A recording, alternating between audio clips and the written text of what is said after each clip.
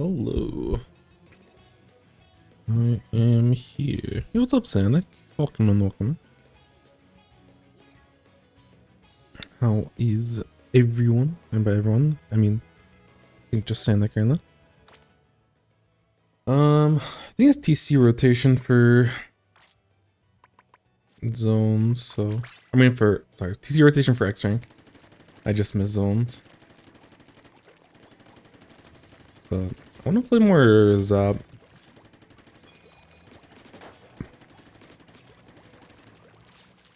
Well, I'll probably do that for a different rotation because I'm still learning Blaster. And TC is good to get more Blaster reps. That's good to hear. I was a little bit low today, but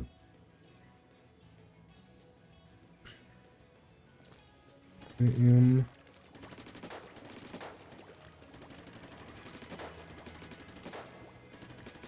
excited to get back to playing the game. I was watching Barnacle. I hadn't watched their streams in like at least a week or so. So I watched back a lot of their live streams, and they were playing in team comps that were running the Zap cooler. It was really interesting. It's something that I had no idea about before. Now I have a little bit of a better idea, but I know that some people are feeling hit or miss about it. Yeah, I saw that break. Congrats. That's super sick. Did y'all go 3-0 in that group or whatever? Like the top 32 group? I was excited to see y'all get top 32, and then I saw that, yeah, y'all went through. I'm like, holy, is this the run? But yeah, super proud of you. Good stuff. Balling at all costs.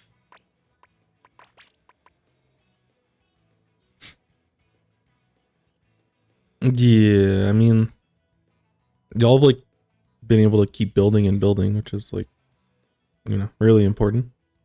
So that's it's good to hear. Epsilon, gotcha.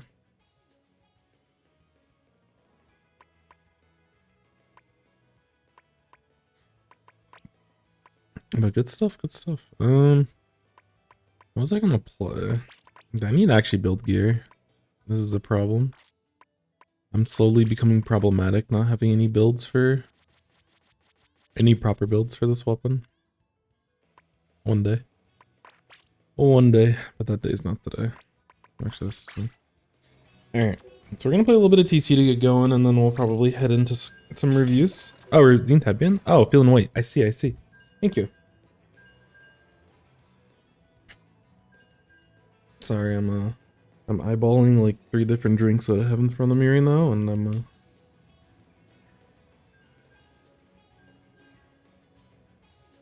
wondering if I dare touch the coffee. I need to give it some time to cool down. But yeah, I've been feeling a lot better with Blaster. It still is like a little bit interesting, but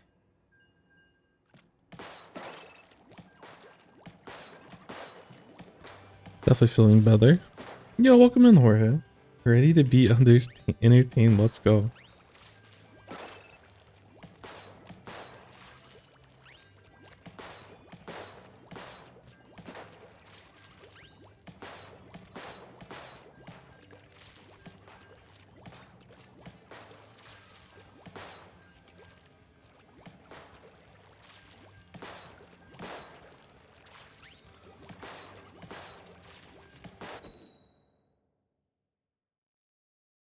But yeah, I was super impressed watching. Yo, what's up, AI? Welcome in. Oof, we are playing. It's a heck of a lobby. What the heck? Just playing against a bunch of competitive players. That's crazy.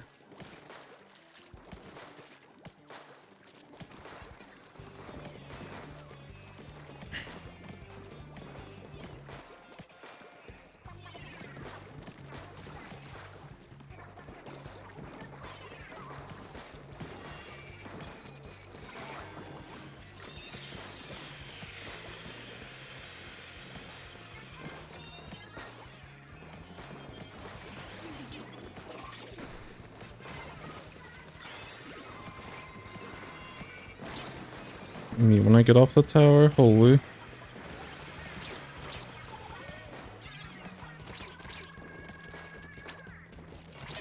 Oh, not the fall off. There's a problem of not running quick super jump, which is why I need a proper build.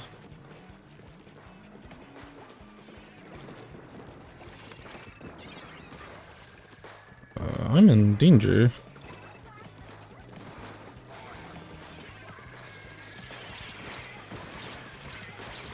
Ooh. That's a good pick on crab. The only problem is that we weren't able to do anything after we stopped the crab.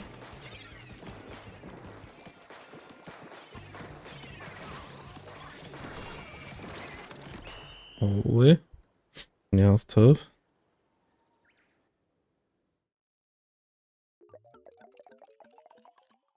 I should have had a couple of picks when we were pushing forward.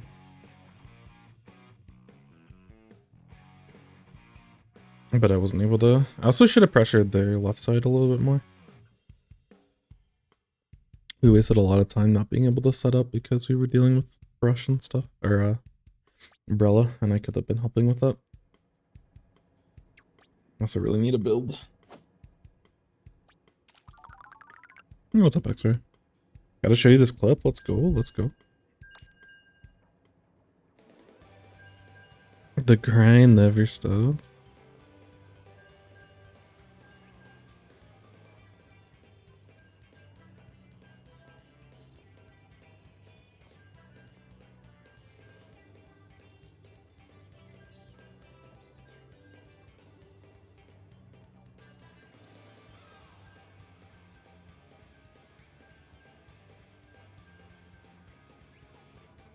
Oh. Nice, nice.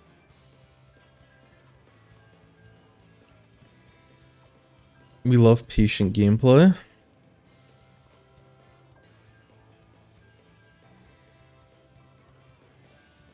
Especially with the lead. But what was that,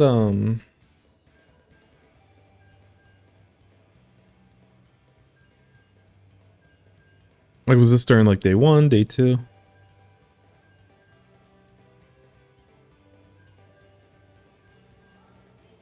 Either way, definitely good stuff. During groups? Oh, I see, I see. To work to realize we're closed? Oh.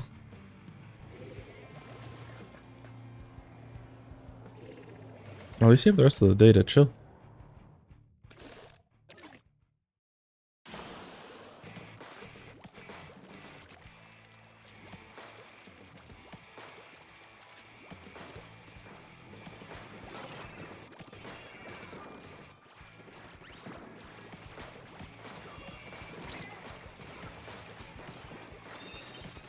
What the heck?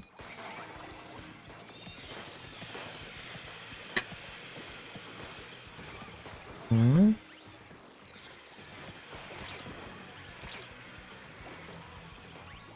And my teammates are going hard, what the heck?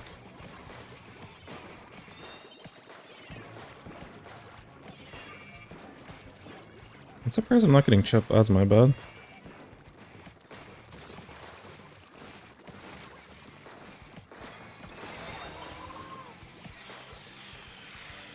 I got it, don't worry, friends.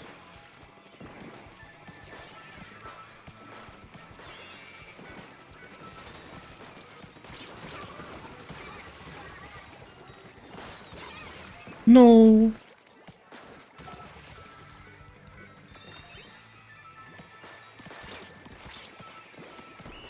Let's go. 2 hours of sleep? Oh yeah, that's the worst. Like, in the moment when you finally get there and you're like, oh wait, I don't have to work today. It's like awesome, and then you come back home and you're like, man, I just wasted a bunch of time. I've had that happen with snow days in the past. Where I just assumed that we wouldn't have off, but then we had off. I kind of popped off that game. I mean, it's solo queue, so it doesn't matter, but You get a lot of value from like line markers at the very beginning of the match are like really good.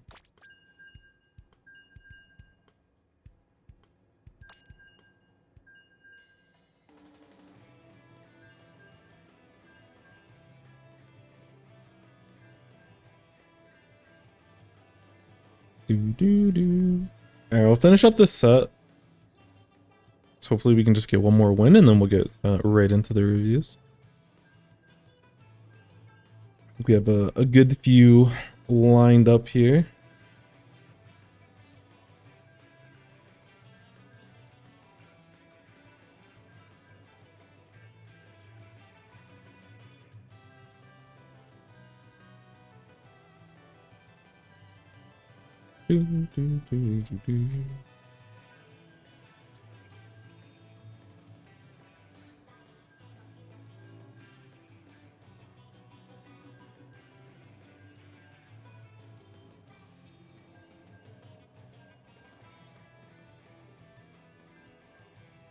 Yo, what's up, Sant?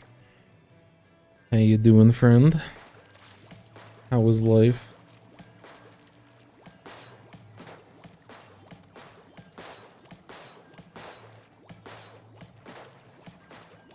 But yeah, watching Korokoro like just move and like the way that they play just shooters in general and the way they position it's always so impressive to watch. I've gotten into the habit of like every time they do like something, it's never like anything impressive, but it's just like the consistency of what they do. But I'll always like whenever I watch gameplay on YouTube, I'll just have recon mode open and I'm ready to replicate whatever they're trying. But I don't know. I think the next time I do it, I'll probably like, I don't have a good process for it yet. Shoot.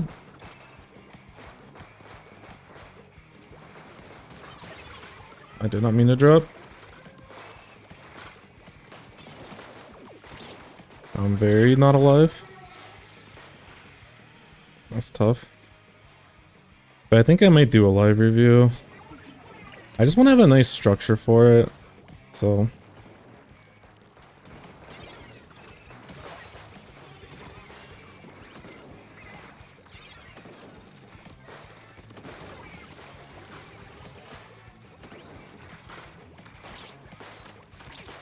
what the?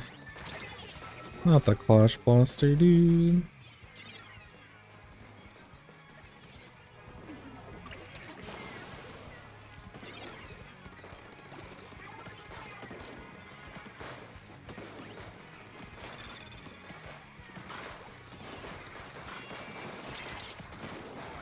Just gonna go top left.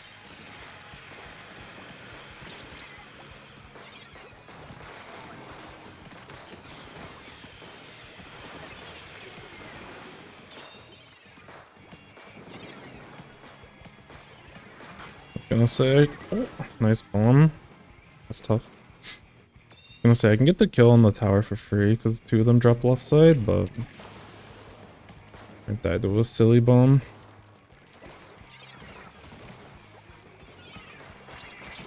Oh. I feel like I'm trying to move in like quicksand.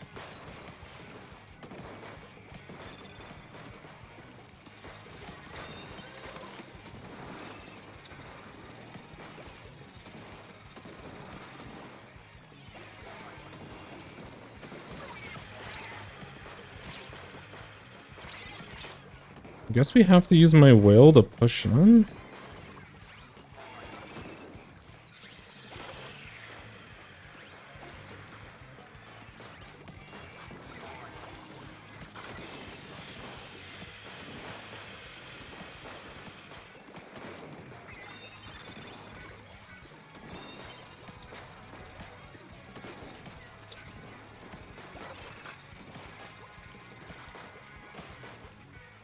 I think my teammates are just non-stop feeding.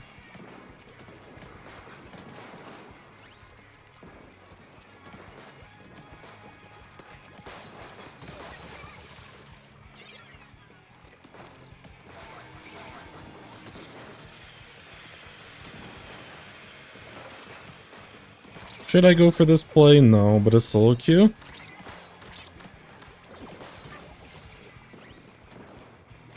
And we need a push. My teammates are like not helping on that front.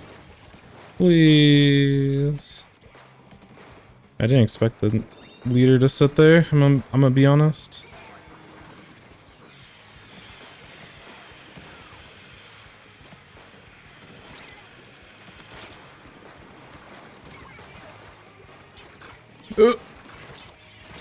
Brother, the chip is too much. Rough day today in Splatoon. It happens, it happens.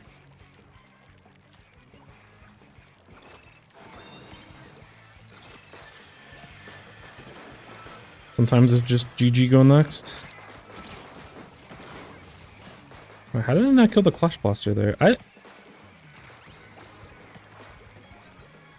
I swear, sometimes I hit stuff and I don't understand why it doesn't work. No. No. This game is tough. What's up, Akami? Welcome on.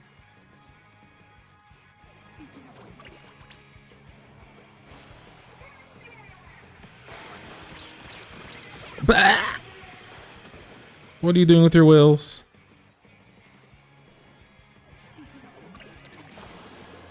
I swear I haven't seen my heavy move forward once with Kraken. Yeah, I'm just getting outplayed at this point. That's my bad. But yeah, I'm not sure. I feel like I didn't see half of our team use their specials this game. That was a little concerning. I can't lie, I played that game pretty well. I cannot lie. Was it good? No, but it was okay. Could we have taken lead if I played our one push a little bit better? Absolutely. So I will not blame teammates for losing this game, but I don't know what we were doing during the entire defensive standstill.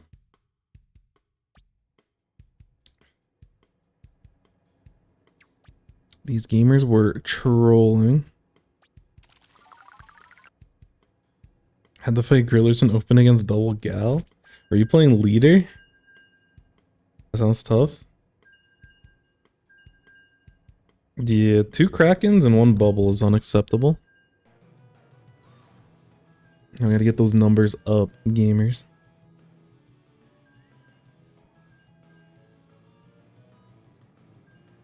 I play other weapons? Gross, though. Just play leader. Leader is beast. Nah, I'm kidding. What have you been playing recently? Won the best of 3 though? Let's go, let's go. Did Grillers finalize a roster? I know that Devi's been doing like stuff on stream. Like trying to find people. Oh, of course I was on leader. Oh, I see, I see. Yeah, just making sure. I know you could play other stuff. But I didn't know what you were playing at the time. Also, welcome in, Sage. I'm doing pretty well, I can't lie. I do wish there were more hours in the day. That's the one thing that I need to try to be better on. Is that I need to be more efficient with a lot of my time.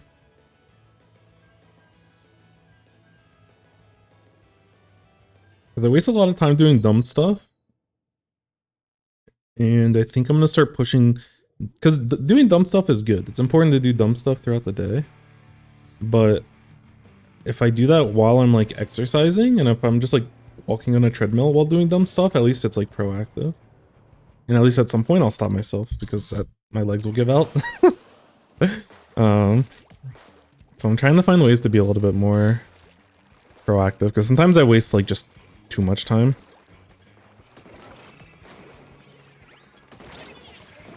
What is that range, brother? This game is disgusting. Don't want to push.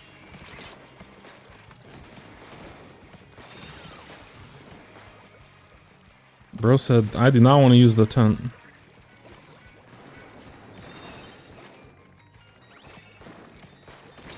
Ah.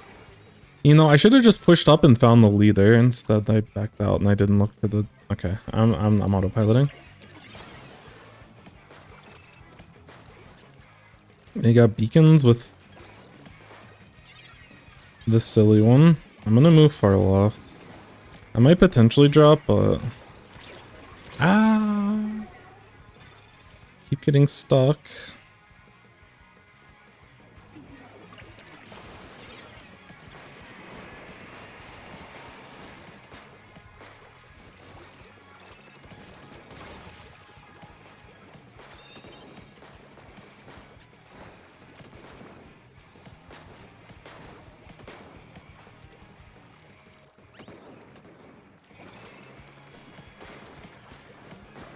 I'm so dead.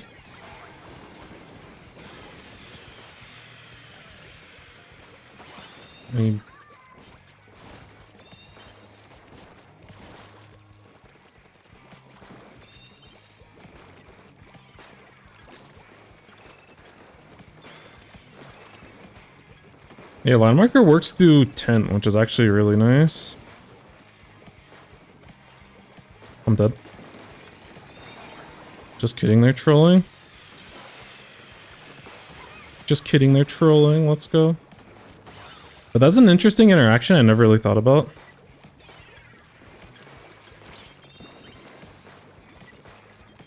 I can't aim.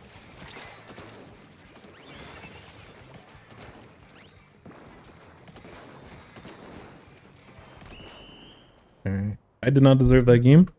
I give all credit in the world to my brilliant teammates. Line marker is so annoying for 10. Yeah, I never really thought about that. Yo, what's up, Babarino? The ungodly hours of the day being 12 p.m. I was gonna stream super early today, but then our first freeze got delayed. And then I still got a little bit lazy. Plus 10? Ooh, okay. Plus 10 with a little extra on top. We take those. We take those. I think I need to check my shops. Also, is this the day we get the gold capsule? Any gold capsule? Ooh. Cards? One more. Cards? I'll take a banner. What if we do like 2 more? One more after this. Tasteless Mirage. Okay. Hip Hop Arthur. Author. Why did I say Arthur? Alright.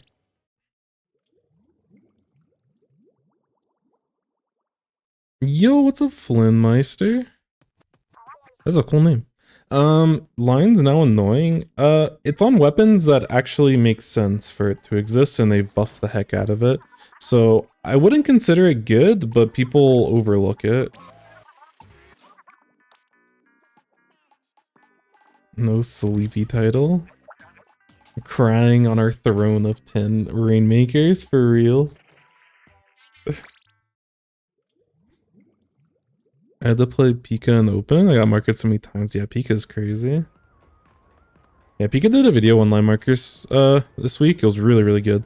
The one thing that they didn't, or unless I was like taking a shower while I was like halfway watching it.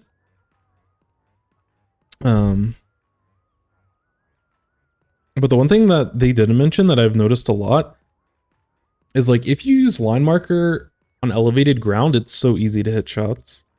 Like the way that the marker bounces when it hits the ground, it doesn't like bounce. So like if you throw it at the ground at like, so like let's say this is the ground. If you throw it at the ground, I could just demonstrate it. It doesn't like go back up at the same angle.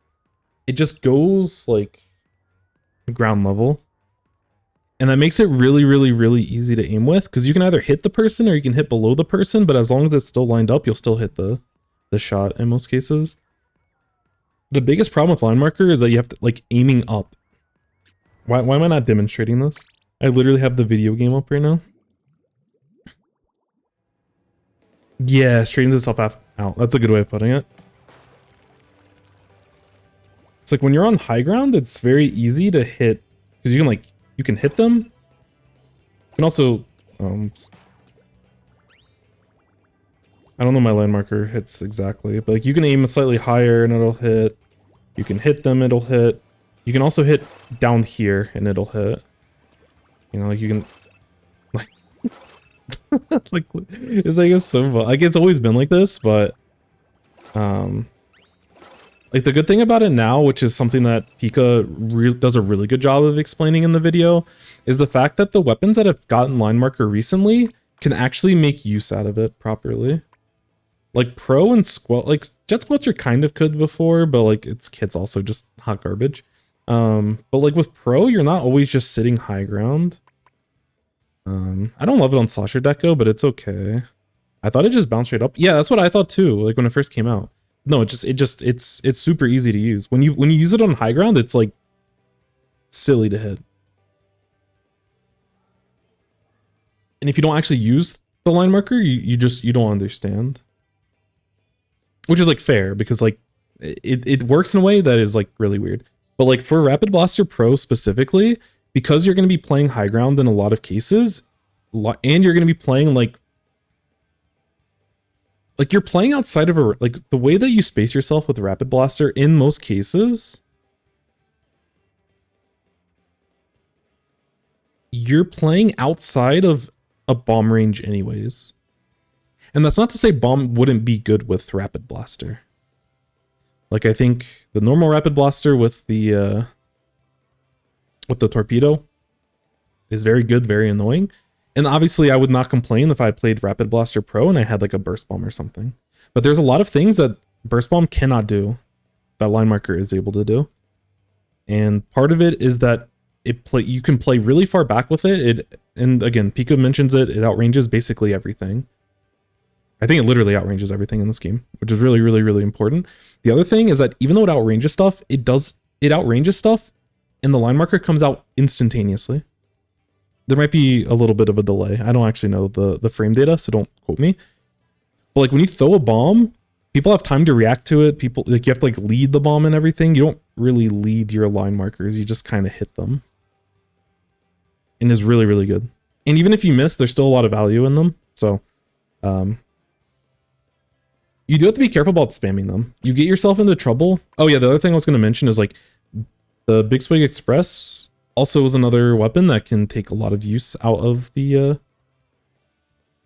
out of line marker. I haven't really played Big Swig though. I want to give this more of a try, but like I'm already like for TC, I'm basically always playing Rapid Blaster Pro. I've been playing it more in zones as well, just because I want to keep spamming it. But I don't really know, like what modes would you want to play Big Swig in? Is it good in like Rainmaker? So I'll probably, like in Rainmaker and Clams, I'll probably start playing more. Clams I could still play. Rapid Blaster Pro. But I don't really, like, when do you want to use like a Big Swig? Zones only? Okay. Like I don't really feel like wasting zones for it. That makes sense, that makes sense. And I already have other things, so I don't, like, I might try this in like an open or something, like if I'm doing League, but yeah, I don't know. I think Storm's super interesting. I love the main weapon, even though it's not it's very situational in how it gets value, but I think line marker makes a lot of sense with it. I'm never playing this weapon. Some people will play it and some people will enjoy it. Like, this is like a Pika Dave kind of weapon. It's not for me. It's not for me. But it's cool that it exists. But yeah, line marker is like way better than people think. Is way better. Okay, so it does have a little bit of, so it's actually interesting. So there is a little bit of a, depending on how close you use it. But like if you do it at like any sort of reasonable distance, it doesn't. And it doesn't do it nearly to the same degree of an angle. Yeah, not our rotations bad. When I play with other people. But yeah, like in most cases, especially like from super long ranges. Oh, that's the other thing too, is that the little impact point where this thing hits is like a super fat hitbox. It's super thick. And when you're trying to hit over ledges and stuff, it gets really annoying to aim. This happens all the time. But yeah, the worst part about line marker is like aiming up. Like this kind of aiming up is like, especially especially when they're out in the open like this, like it's fine. But if people are like behind cover like this, like if you had to guess how high, because you know you have to aim a little bit higher up. Like if you had to hit this person right here, like how high do you think you would have to actually aim for line marker to hit? This is a game that we play at home. It's like, obviously we can't hit them, we can go a little bit higher, but how much a little bit higher do we have to actually go? It's like right here, probably. No, that's not even high enough. That's too high. This hitbox is too thick. Oh my goodness. Yeah, it's like... like, to be fair, this is like not super... Like, you're not going to be getting into this situation that much. But, you know. Even in spots like this is like reasonable. But like you have to start aiming really high up, and then you get it hitting like the flat, like the ledge itself, and it gets very frustrating. But the amount of paint that it does is actually like on certain maps where they have these like corners that you need to climb up walls, line marker is like an actual like godsend to just be able to like give you a ton of paint. Because there's times where like I don't want to shoot and blaster, I gotta go, so you just kind of go. It's really nice. But yeah, they've probably overtuned line marker a little bit, but it never really had a kit for it to get value, and now it has a kit that it gets value. So, yeah, I think it's in a pretty good spot, but it's not like in a vacuum. It's not great, but under certain circumstances with certain weapons, it gets a lot of value, and I think we've hit that threshold.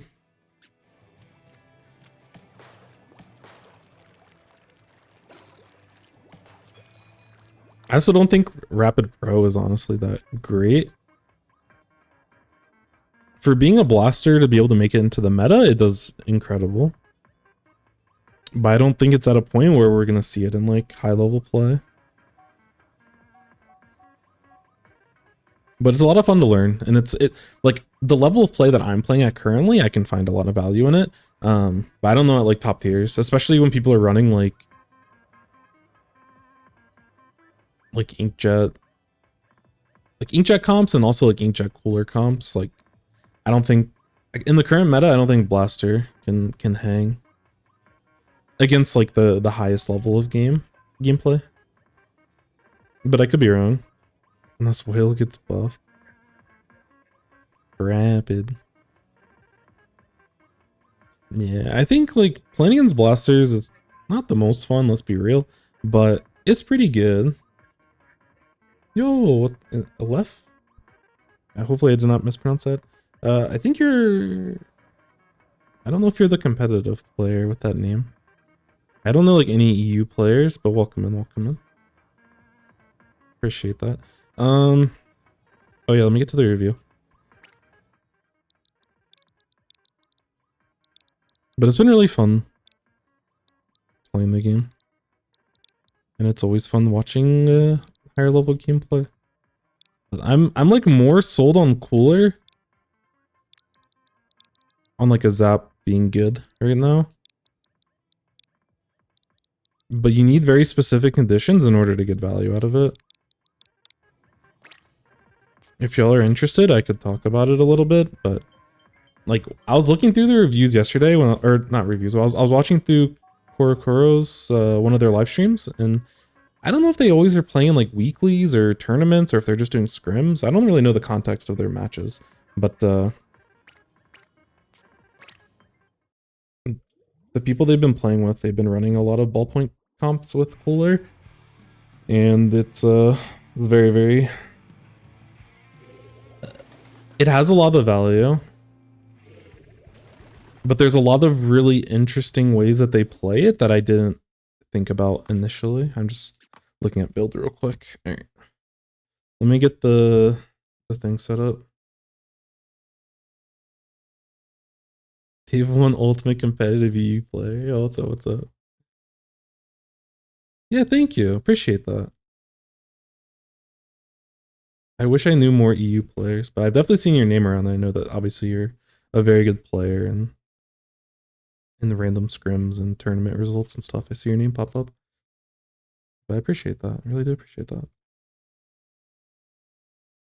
I opened Twitter this morning. I saw a tri-kit with burst bomb. Oh yeah, it was also interesting to see. Sometimes they were running like double cooler. They would run double cooler on what's it called? On Flounder specifically. Also, they played against a team that was running double splash, not an E leader. And I have a good feeling about, like, not that that comp is like meta breaking or anything, but I was talking about it before. Someone came in, I think it was like 2 days ago. They're asking about Nautilus.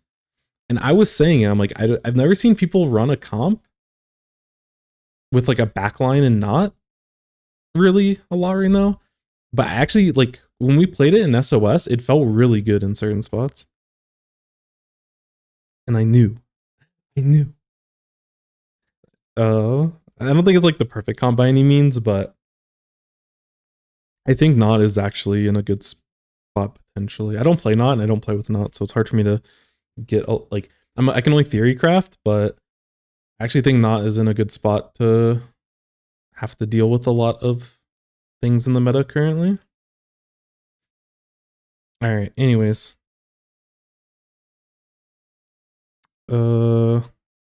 Imagine if I like stalled and talked, but I actually did the thing that I was trying to stall for.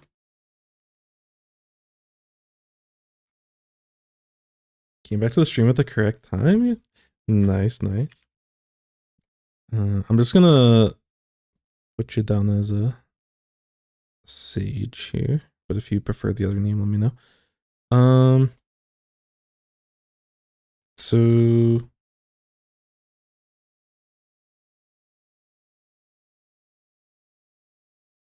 this is like a scrim of some sort. C Junior scrim. I don't know if you could give me some info, Sage, on like, I don't know if y'all are divved up with your team, but a general idea of like what skill level your team's at would be very interesting. I love world building and I love kind of giving some backstory and context for all this. But again, usually as we see play, we can kind of get a better idea. But you're asking specifically, what can I change in the comp and what can you do better with C Junior? Which we'll get into. Div 1. Thank you, Akami. Not a diet backline. Why would you run it with a real backline? It's because you can actually stall.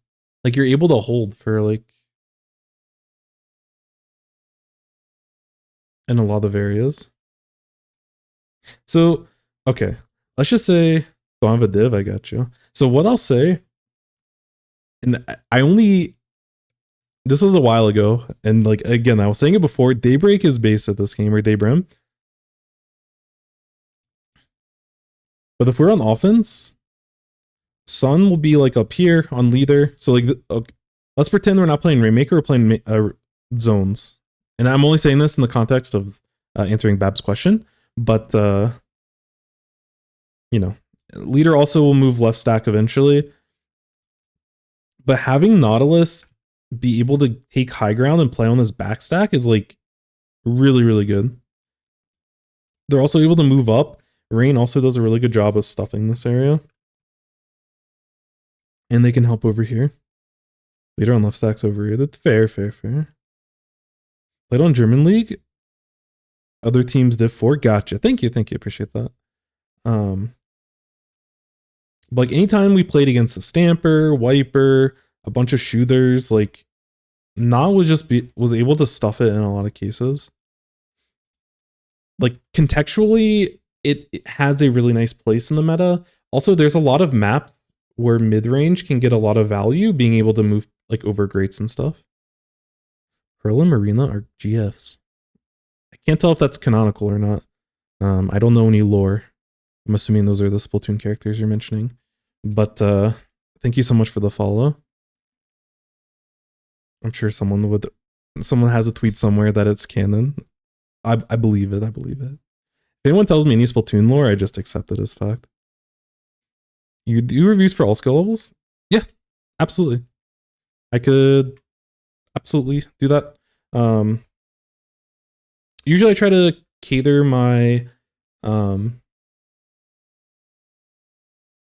like whatever the skill level is, I usually try to cater the reviews to around that level, just because being too picky about certain things for people that are newer at the game isn't super helpful. But I definitely think that there's a lot of, like, if I'm watching like higher level stuff, like if you were to send in reviews and stuff, there's definitely a lot of stuff I could point out from like a higher level that I have a good understanding of. But I wouldn't be surprised if there were other things that I often overlooked as well. But yeah, I want to do more like high level stuff. And I think, how would I say? Yeah, like I was saying before, like whenever I watch, because usually it's like 2 a.m. and I'm watching a bunch of JP, like their live streams and stuff, and I like try to learn from them, but I'm trying to get a system in place to better document the super high level JP gameplay and at least talk about my findings. Like, I'm probably not going to have the same high level analytical value, you know, as someone like an FLC or someone like, you know, that actually play like a Kyo or something that can talk about the game at a very high level. But I think I have an interesting perspective, both for people around my skill level and lower, to be able to learn a lot of stuff. Because I could literally talk for hours about like the ledge play that Koro was doing, like basically all probably 20-25 games that I watched yesterday. Super good. So yeah, I definitely could probably give some things to consider, but you know, there could be things that I potentially overlook. Anyways, talking about looking at things, we're looking at Rainmaker on the Mako. I just looked at the comps and you said nobody above Div 5 is insane enough to run 2 juniors. Junior's kind of lit though. Maybe. I don't like playing against it. It's scary, but yeah, I don't know. It's a crazy comp, but we do have 2 Slayers. I can kind of see what's cooking in your head with this kind of comp. I can see the wheels turning, but yeah, I don't know if this is necessarily optimal. But you're talking about the comp as a whole, so we can kind of look at the gameplay and kind of look at what role both juniors are trying to fill, and then we can probably find better replacements for it. So that'll be our side quest as we go through the review itself and figure that out. I didn't look to see if anyone's running object shred. There's no object shred across the board. So when we're looking at pops at the beginning, like their team definitely gets pops, and in general, their team's just going to get pops. So we're going to opt not to do that. So I would probably slow down. I don't know if it's actually correct because I just don't see a lot of Mako Rainmaker, but I'm having one of my painters, if I know that we're not going for special or not going for crab, not going for pop, I cannot talk. I'll paint for special, which for me is always going to be crab. But someone on your team that you prioritize their special, I'm just having them sit up here and have special ready, which, like, being up here with a crab is pretty good for the initial defense. So I probably wouldn't hate for you to do it. Otherwise, y'all can probably start scrapping after they get the initial pop.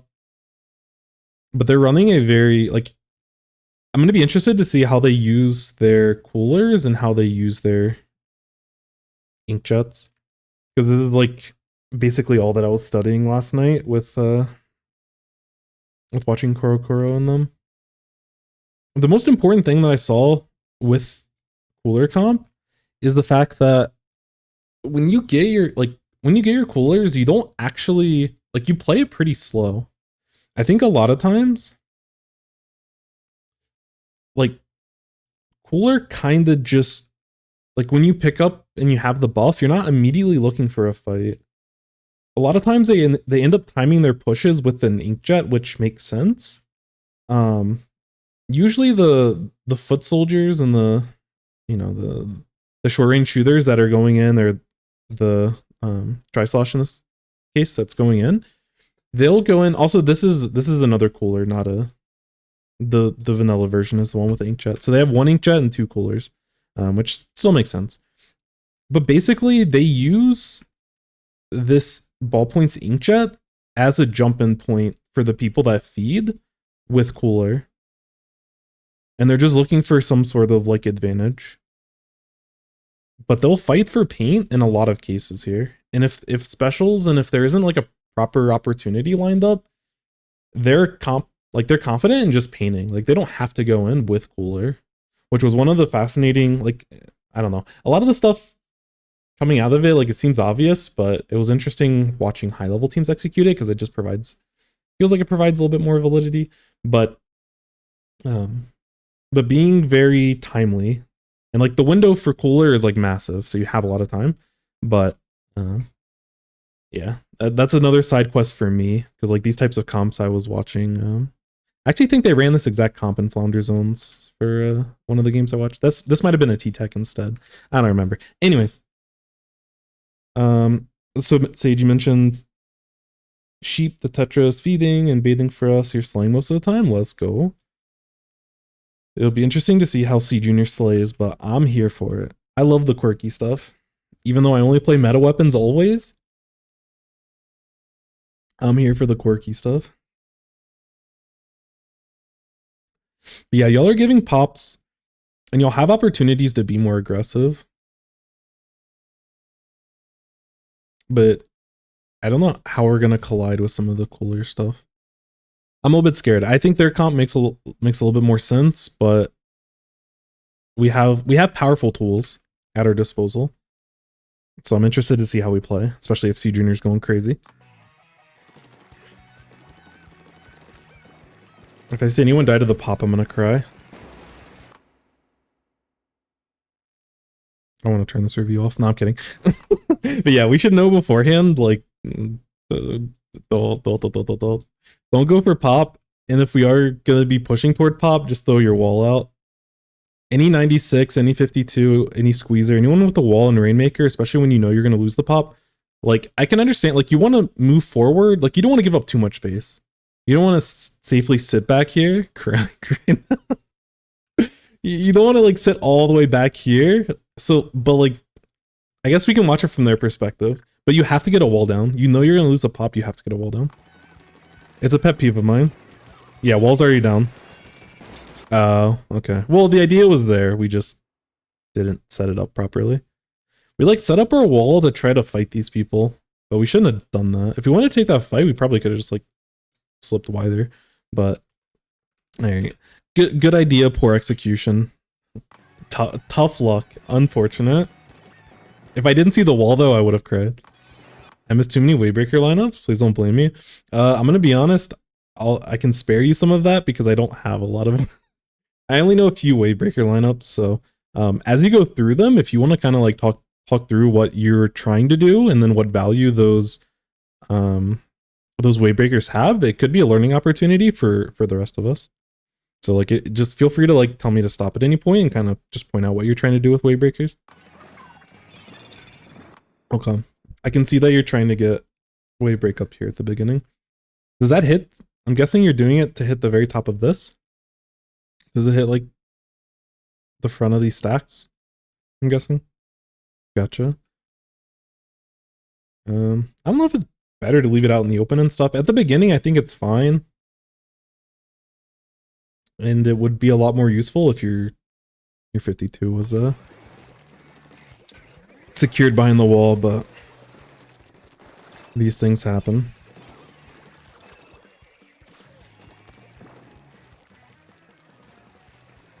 Yeah, so a lot of fighting's happening and we weren't really a part of it.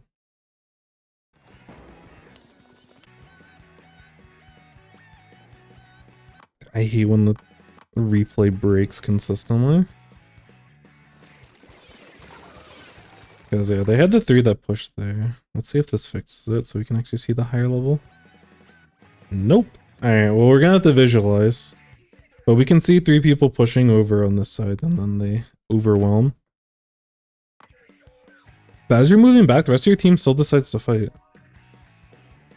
I think we lose a little bit of...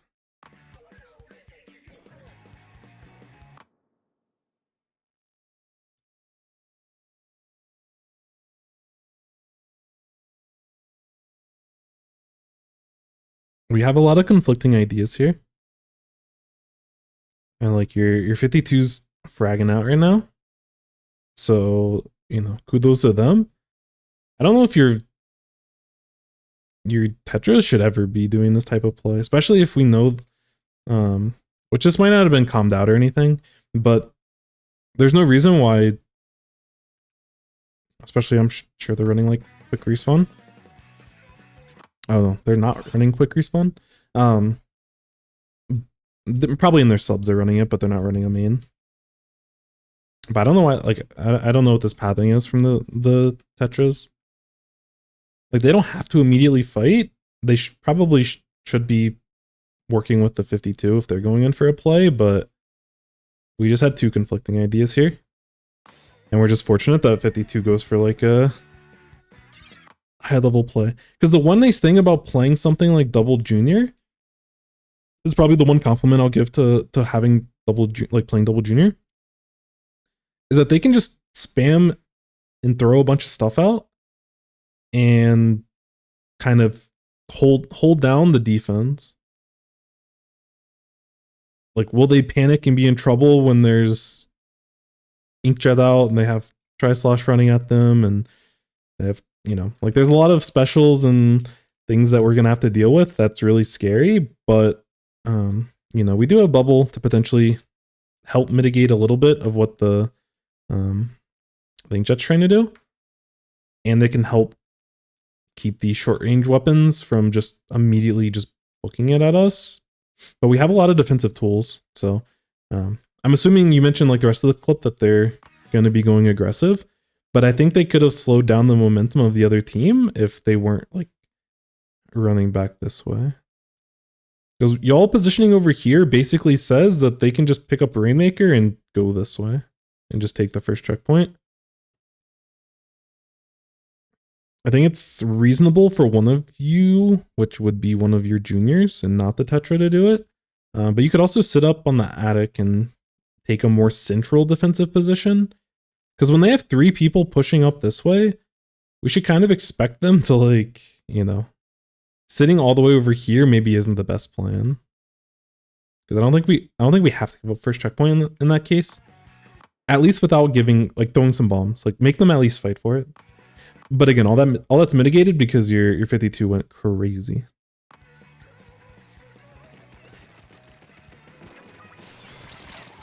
Ooh. Yeah, we got to be... Oh, that's tough. That's a little bit unfortunate. We have to be careful about immediately jumping onto the attic. Like, I know that we're focused on this. If you weren't checking, like, a half second ago, or a fraction of a second ago, we saw someone climb up here. But we should kind of expect someone to be up here by the time that... It's like we get slowed down. Like in this type of spot. We can also see it here. But like if we're not seeing anything in these types of spots and like no one's rushing this way, like we should kind of expect someone to be here. And we want to make sure that we focus on staying alive. Which in most cases we probably get jumped anyways. But I don't like the way that we play this. It looks like you're almost trying to like jump into attic, which if it was clear is the next spot you're going to want to go to. But the timing windows don't align for us to want to go there. The other thing that I would mention is that you actually jump off the podium. And if you're looking to get behind this cover, like if you're looking to get behind this cover, which you could use the Rainmaker podium as cover. You could also back up, but backing up against a ballpoint doesn't really cut the angle as quick. But we just want to drop off this ledge. We don't jump off this ledge. If we're trying to like get to the ground as fast as possible, we don't want to jump. So I think we do a little bit of panicking, or we're just trying to immediately take this space. which is very greedy from us. But either way, nice checkpoint. Unfortunate that they have a fizzy bomb ready for you all after that. They're trying to cheese some points. I don't think that's... Like, the way that this played out is good because y'all were able to stall for a long period of time. But this shouldn't have been worth, because realistically, they should have gotten splatted, like right here. They shouldn't have been able to make it all the way over here. I would have liked to see your 52 be a little bit more just safe and staying alive. But their end goal is, you know, they got some points and they stalled the enemy team, so y'all can get back into mid pretty safely. So I think the idea was fine, but I don't think you need to pick up Rainmaker in that spot. Because even after the first checkpoint, like getting the 32 or whatever, which again, they shouldn't have gotten nearly that much, if any at all. I don't think those extra points are worth like feeding for.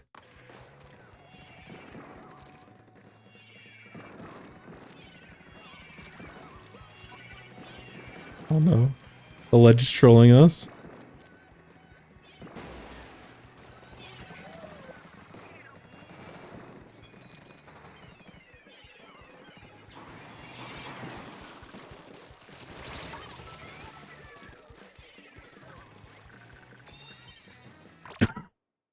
So in this kind of scenario, like what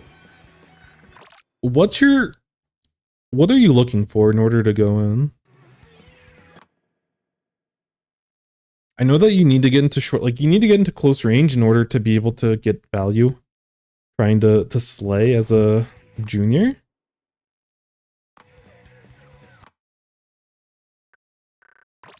But just a couple of things that I would point out kind of throughout all of this.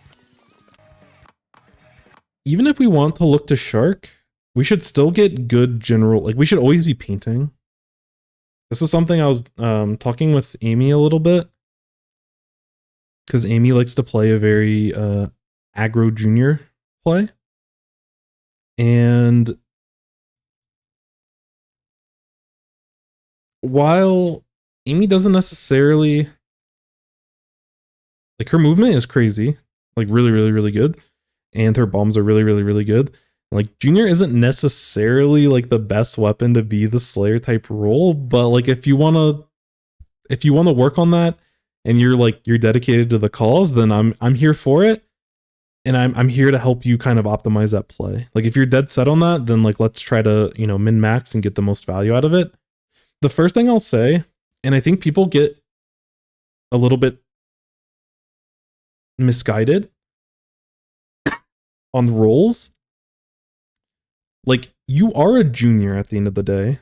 Juniors are really good at getting paint out, just like general paint out. If you're playing something like a Carbon, like you'd probably be maneuvering around your paint more. You wouldn't just sit in this one spot because you want to be like more proactive, pushing your paint lines, you know, looking for opportunities if they're there. We don't want to just sit in one location and just hope that someone comes to our path. Like the place you pick the Shark and like, you know, sitting here and sitting here, like it's not bad. But we have to have a game plan. Like if they're just like pushing left stack and they're just doing stuff, we can't, something in our head has to tell us that we need to move forward first and foremost. But before any of this happens, before any of the sharking happens, we need to paint. We should be, well, we don't need to really paint this area. Don't worry about that too much. But we should be able to like very generally get paint in all of this area before we get into a sharking position. And we were afforded this window because our 52 somehow stayed alive with the Rainmaker for as long as they did. And they were able to get the Rainmaker as far away as possible. And we have to use this type of situation to get paint out. I understand that we want to go for this aggressive playstyle, but there's a time and a place. And when the enemy team isn't ready in mid, you playing hide and seek in this narrow bit of paint isn't as high value as it may seem on the surface. Because you know, from your perspective, it's like, oh, I sat in this, like, I'm sharking in this spot and I'm here, like, you know, 7 seconds before anyone is even, realistically like 3 to 5 seconds before anyone is able to get into mid. How would they know that we're over here? But as you play against better opponents, like, they're going to be painting around these surfaces anyways.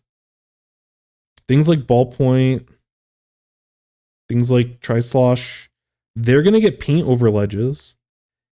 Even if you weren't the one sharking in this case, they're still going to want to check. Oops. Like, they still want to check certain parts. Like, they want to check behind this block. Like, playing around this block is just a common shark spot, whether you're sharking there or not. Like, they always have to check that anyways. And, like, you meta it a little bit, whether you're thinking about it or not. Because you're not sitting directly on the block. You're sitting, like, a little bit behind it. So this is like a, I don't know if off angle is really the right term in this kind of scenario, but you're playing a little bit off from the block itself. So they might miss you with the painting in this case. But the fact that none of this is painted, like, whether you're hiding or not, I'm a lot more scared. Like, there's more of a threat if this whole area is painted, whether you're sharking or not. Because, like, you still have other slaying weapons on your team that the enemy team has to, like, worry about. And you want to give them as much paint as possible. Because, like, this Tetra does not want to paint. This 52 sometimes can paint when there's downtime, but when they're swimming in, they're not going to want to paint. And we want to open up as much, as many options as possible. And even though we're sharking in the spot before they know we're here, good teams will spam their suction bombs, spam their burst bombs, spam their fizzy bombs, and they'll probably check wherever you're sharking anyways. It's like being, like, sharking in one spot for a really long time, like, isn't always, like, it's usually not good. Sometimes it can be really good. Like, if you, let's say you painted this whole area, and instead of there being 4 minutes left, if it was basically overtime, then you could, you know, the enemy team has, and they had to push to 32 in order to take the lead. Like, yeah, at the end of the game, you can, like, sit over here, and if you have all of this paint, you can, like, slowly move back. And you can sit in, like, these random spots, and, like, as the people start pushing, then you can, like, look to be more aggressive. Like, you can shark in, like, really just off the wall spots. There's a lot of maps where you'll see weapons like Octobrush, you'll see weapons like Carbons. They'll shark in these really just weird spots because they're able to one shot, and they can get the confirmed one shot, which is part of the reason why this type of playstyle, if you continue for the rest of this match, is I'm a little bit questionable of. It's not to say that you can't push C Junior to be more aggressive, but I don't necessarily want you to be kind of playing the shark role, because other weapons do this better. And part of our kit, whether we consider ourselves a support or not, is the fact that we can paint. So at a high level, that's why I'm thinking about stuff. But yeah, like, we're trying to go for shark plays. The best way to enable us to be able to sit in ink is to be able to just get broad paint everywhere. And whether we're support role, whether we're trying to be aggressive, it doesn't matter. We have to paint. If we're a painter weapon, we have to paint. Yo, welcome in, Sheep. Yeah, I guess you're the Dark Tetris here. Because, like, in this type of spot, even though we're trying to shark, like, I'd still want us to be moving and rotating into different spaces, which you do end up doing. Also, I think you put a comment in here. Not that match. I looked there because someone called out that left checkpoint. Someone's dropping soon. Yeah, I guess, but there's just, like, there's so much time for us to do things. The other thing that I would mention, if you're lurking in this type of spot, oh, yo, what's up, Mana? Hello, hello, hello. When you're trying to shark in this type of spot as a C Junior, you need to be good at map checking, especially if you're sitting in, like, because the spot that you're sitting in, you have, like, very poor vision of the entire map. So, like, I can't tell within the replay itself whether you checked your map or not, but I want you to make sure that you're, like, periodically popping open your map. And currently there's, like, no way for them to drop. Like, yes, they could drop from attic or something, but if they were gonna be dropping from this side, like because y'all attacked this side and they never painted back over it, we can use that information as leverage and just see if there's someone, you know, if there's like orange paint actively like moving forward in like one of these directions, and we can use that to give us information. But yeah, sitting in this type of spot, even if that comm is happening, if that's what you're looking for, either I want you to be like somewhere in this area so you can visually see if someone is actually dropping, or if you're playing away from it, which I don't think we should. But if you were going to go for this type of shark like you did, we should be checking our minimap and we should see, oh wait, you know, we don't see anyone moving over here yet, so I can do more things. I can be more valuable, whether that be painting, whether that be like looking to shark forward, you know, maybe I can cheat this way and then have another teammate push, you know, this right street or push up here. There's a lot of different ways that you can play it, but I just think that we waste a lot of valuable time where we don't get to do as much as we're able to do.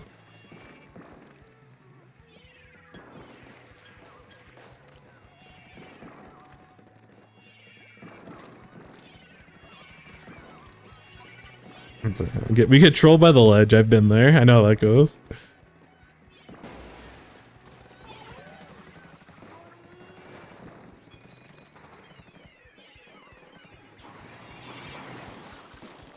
Enemy team just ignored your torpedo. It just randomly popped out. But yeah, but because we weren't fighting for paint, and because we can actually look at this whole play from like a higher level.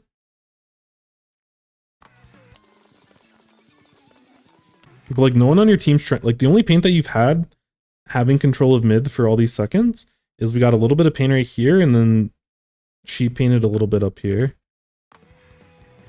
And a tiny bit more paint. But like this one fizzy bomb basically like did more paint than two players, which we don't want to happen.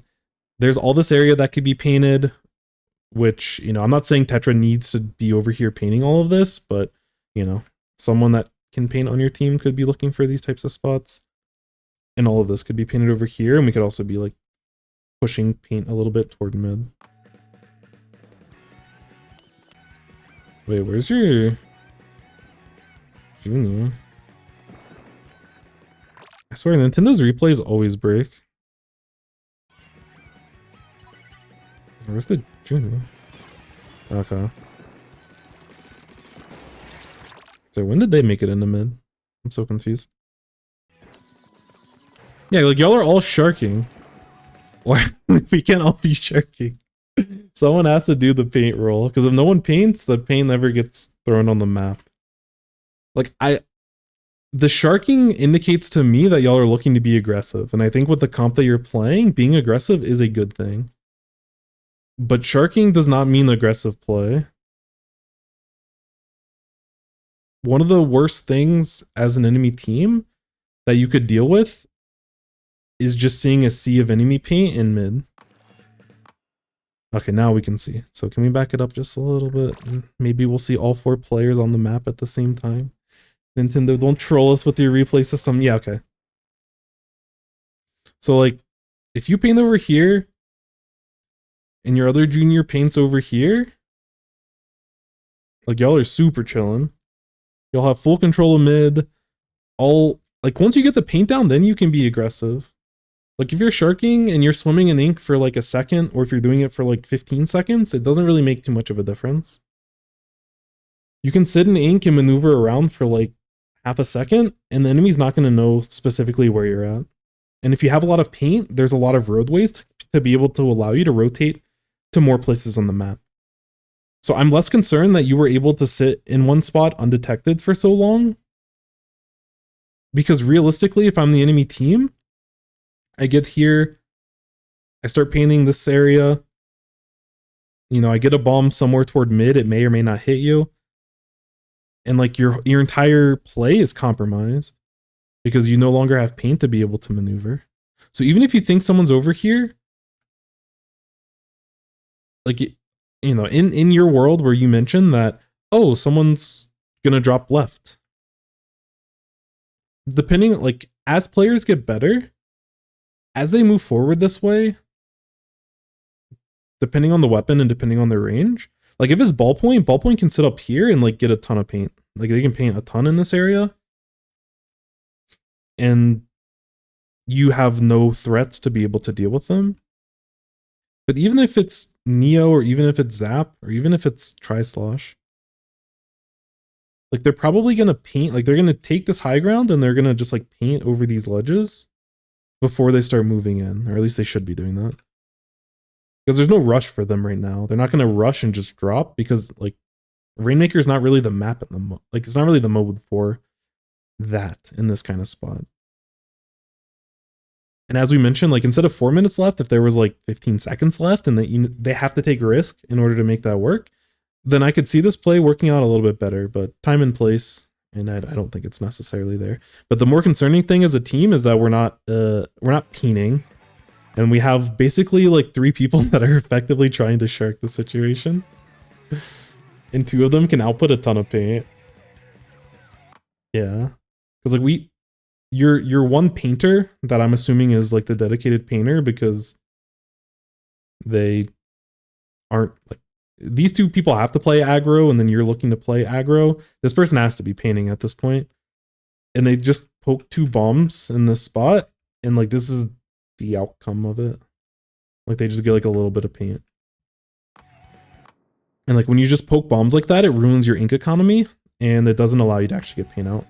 It's like no one on your team is actually looking to paint in this scenario. It's like even though y'all were sharking before and everything, like they could probably guess where y'all are sitting. Like they're going to be behind this stack. They're probably going to be behind this block, which, you know, I'm slightly off, but effectively the same thing. And, you know, there might be someone in mid or like left stack, like the other junior, probably playing more responsibly and should be painting a little bit more. Like, even though you've been sitting here for a long time, like, they don't really care because they're just, like, no threats. No pain equals no threats. My left thumb was sprained where I played the scrim. I can't make my squid rolls correctly. Oh, yeah, I mean, I mess those jumps up all the time. I'm not, like it's a very relatable experience. You're totally fine. And hopefully your thumb is healing up. That sounds miserable. But no, even when I'm perfectly healthy, I miss those all the time. You're not alone. And that's why your team gets picked, is because y'all are, like, realistically, like, with this paint, and obviously, like, you had some paint here, but realistically, with the paint that you have, there's only one, like, your 52 or your Tetra could be taking this angle, which would be kind of interesting.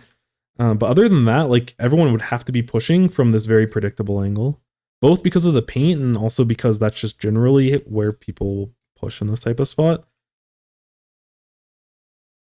They go for a play, they get picked, y'all have no paint, so it's harder for y'all to be able to retreat, and then y'all get just pushed.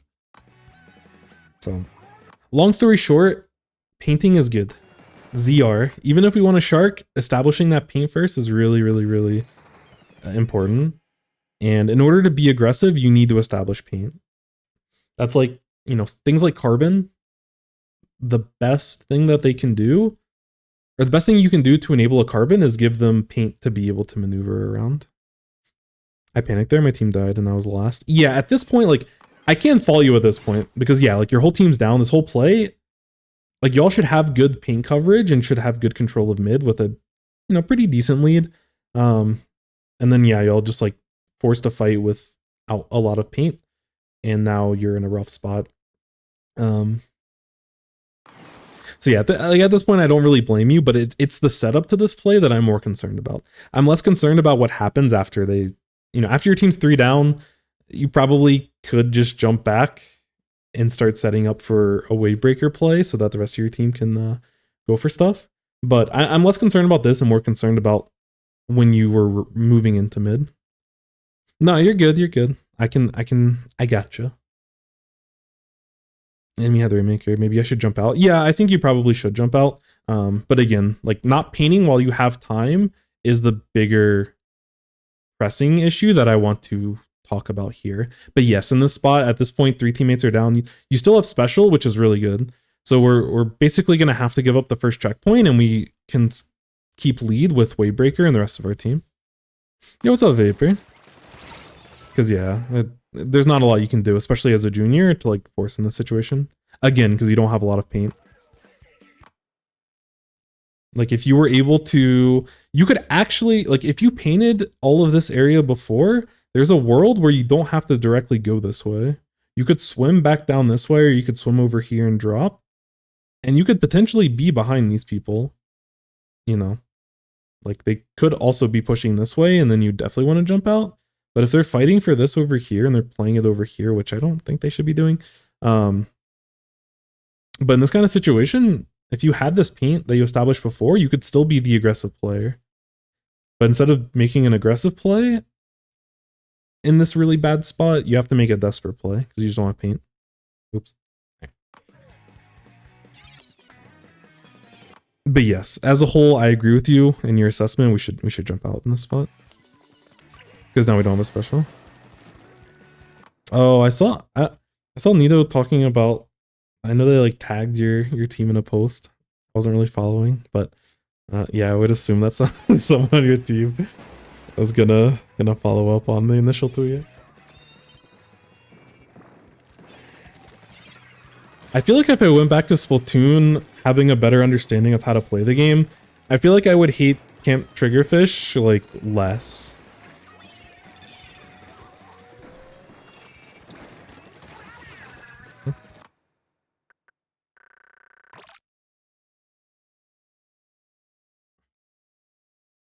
Should see the replies. Uh-oh.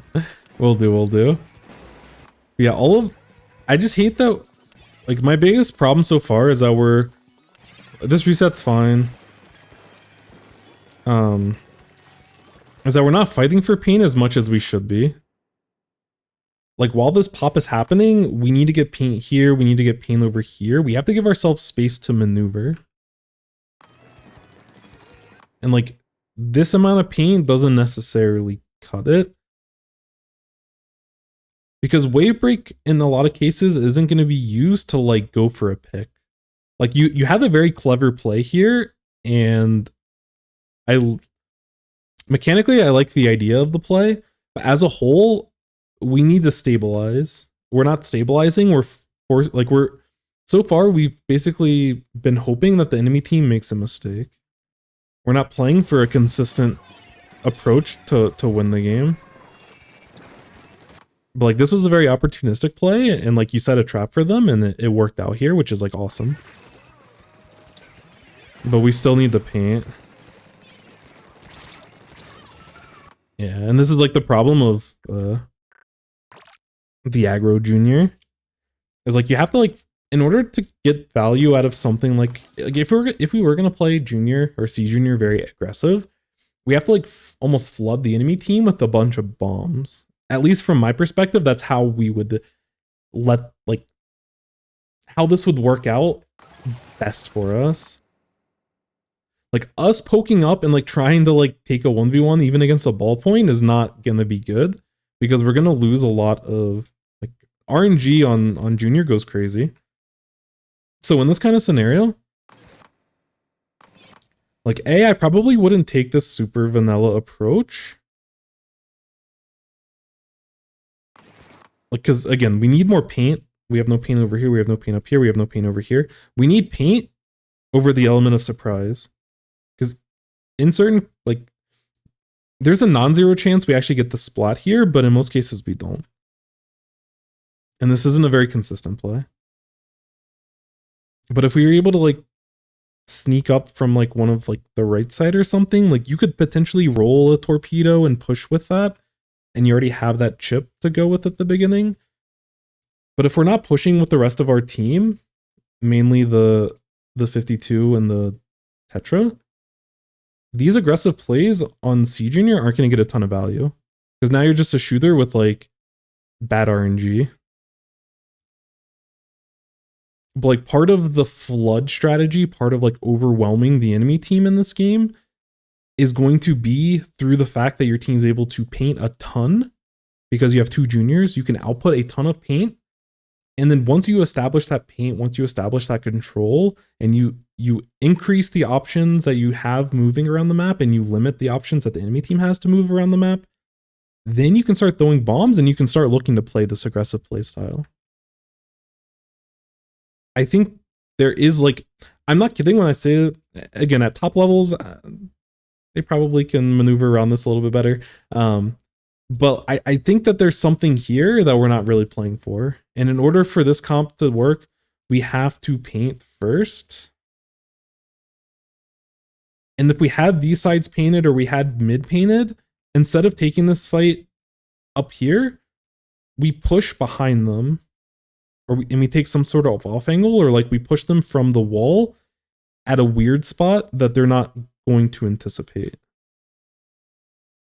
And if we have paint in all of these areas, then we can throw bombs at them.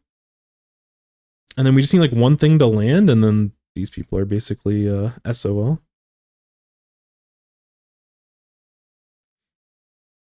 But we have to use paint for high movement options. I don't know if high movement makes the most sense. Maybe hyper movement. I don't know. But we should have a wealth of places that we can go because we have so much paint. And then after that, we like, because I can see y'all trying to use this part, which is like flood enemy with bodies, bombs,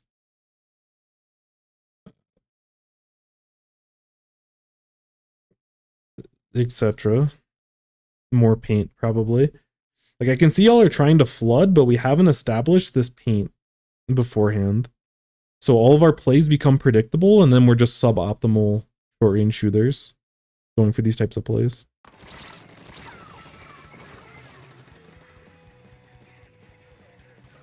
But you're 52 still able to make the most out of it because you're providing like they're taking off angles.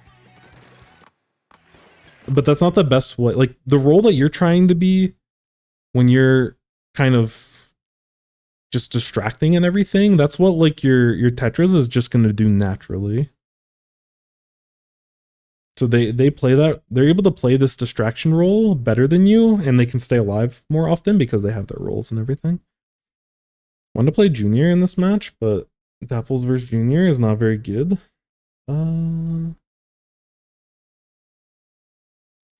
Wait, were y'all playing against Dapples? Or is Doppel something else? Are you saying playing with a...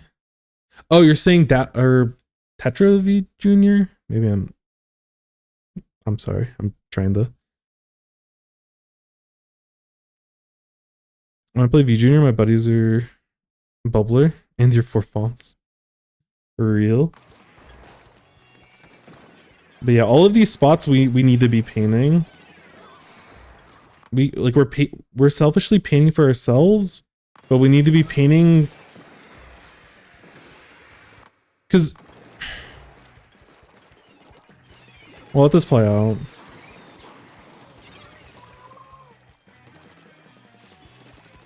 Okay. So the one thing I want to mention about paint, and like I'm going to be talking about paint quite a bit, because part of the reason why you want to paint so much is because it hurts the enemy team. They have less abilities to actually be able to move forward and be able to play around the map, the less paint that they have. And that like them not having paint passively provides a lot of pressure for you all. And if you're going to go for this aggressive flooding playstyle, you need to exert a lot of pressure on the enemy team.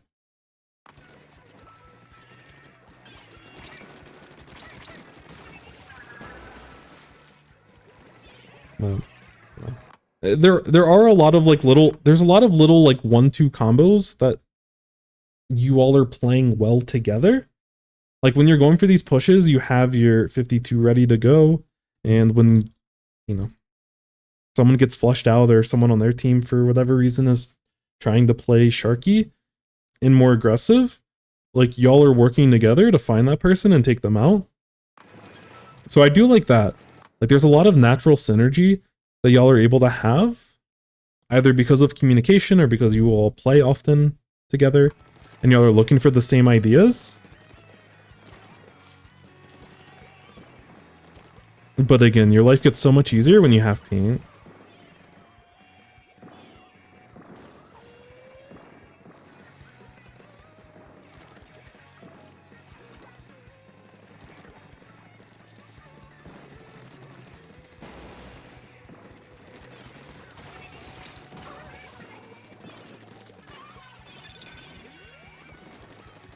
Yeah, like how much easier would this be if they didn't have as much paint as they did in these spots? Which your teammates are going down, but this is like one of those scenarios. Also, one thing I would mention, if you're gonna go for these types of plays, which, you know, like, oh, sorry, like kudos for you in this spot, like playing patient enough for them to have their backs turned. Because you're playing this slow and one of your teammates is already down, there's a very good chance that the enemy team can already be pushing Rainmaker. Like, as you play against better teams, they're going to be playing faster, and especially if they're already, like, if they're losing the game, they're going to be very hungry to look for pushes. So while this works out because they play really slow and two of them are sitting on their left stack for as long as they are, even with a player advantage, and they should have, you know, quite a decent amount of paint in mid. Yeah, they could totally, like, they could already be popping this and moving it this way, and you're like, they're gonna get checkpoint while you're like slowly lagging behind them. And then when they get to a point when they're up here and then they see you climbing, try to climb this box behind them in mid, they can turn around and they have a nice position and a good opportunity to splat you. So like we're a little bit fortunate that they were slow on the pop here, because on average this type of play probably won't work. But I will say, again, if we're trying to min-max this kind of playstyle, if you do get behind two of them in this type of situation, I would roll a torpedo at both of these people first before we start taking fights. Get your initial chip damage before we start running in and, you know, praying for our C Junior RNG. Just because we should do, I think it's like 60 damage, or maybe it's like 35 if it's like a, I don't know how much it is for, actually those are for spawn numbers. I don't know what the rolling torpedo damage is. It might be like 50 or something, but it's a good amount of chip that will help this a lot faster. But either way, really good idea. But as you continue to improve, teams are going to be playing a little bit faster than this.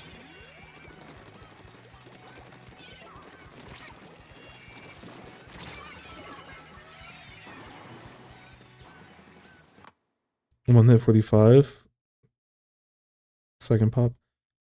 Gotcha. So do you know like the rolling torpedo tax? Like if you throw a torpedo on the ground immediately and you let it like roll, it won't pop out into like the fly part. I can go over it after if you're not familiar with the concept, but it's a really good way. Like if you're going to be the aggressive junior in these spots, this is a nice way to kind of lead your push and get some initial chip. Okay, gotcha.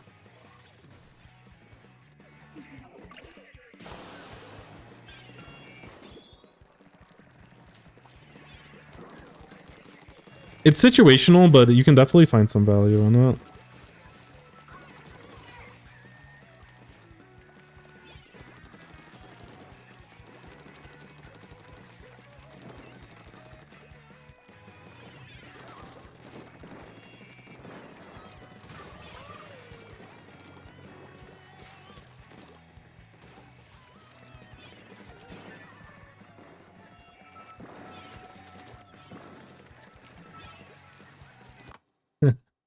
Lost to the rolling torpedo and ever since, not your favorite. That's fair, that's fair.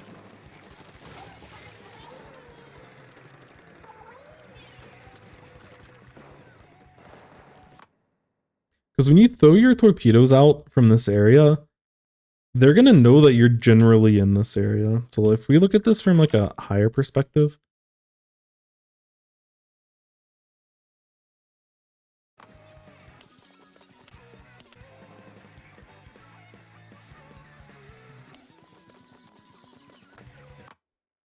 So like when you throw that torpedo and it lands here, they know at the very least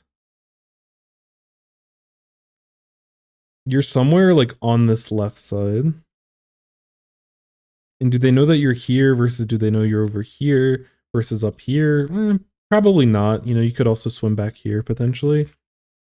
But you don't have, like, there's not a lot of threatening spots that you could be in with that torpedo.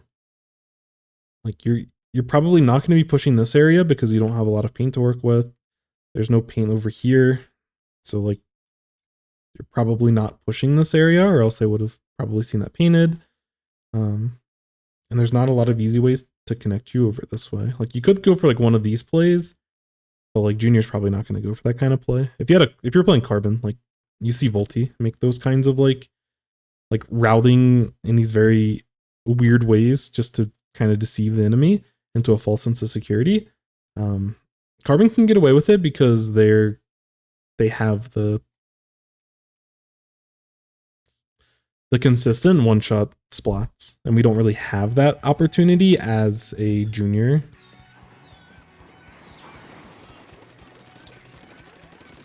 But again, like when you do go for these aggressive plays, often you're playing with your wave breaker. So I like that you're taking fights in your wave breaker. Like that's really, really good. But also you're giving away information when you have the wave breaker out. And if you're sharking and like sitting in place when the wave breaker's out, then you're like the enemy team's gonna be less incentivized to want to like move forward.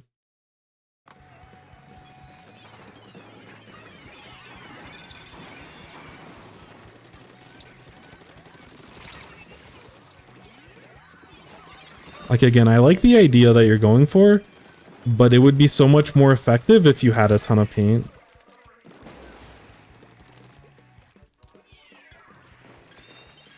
Yeah, because also like when you're, another thing is like after you get picks, when you're sharking in the spot, the enemy team knows that you're up here. Because they can see you on like the death cam. So if you end up sharking here for a long time, one of these people on the rail, I don't know who's coming out, but any of the shooters or tri-slosh, like they can just check this as they're coming out. I don't know if they do, but yeah, they don't end up doing it.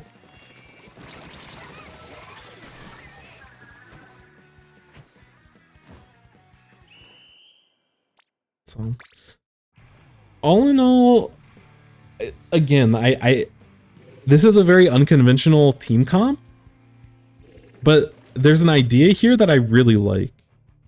There's actually an idea here that I really like, and I think the way that your like teammates and the way that you all play it, I think y'all have these little like tricks in little ways to be able to actually get value out of the comp. You know, you're ready to push in with wave breakers. If you're going for a play, your Tetros is knowing that, you know, you're luring them in and you're like shepherding the enemy into a certain area of the map, and your Tetra is immediately ready to get their special out. So like the actual synergy between your teammates, I really, really, really like. And it's going to be necessary if you're kind of handicapping yourself a little bit, playing double Junior in certain comps. But I think the biggest thing here is that regardless, in this case, it would be the Juniors, but like your painting weapons have to paint.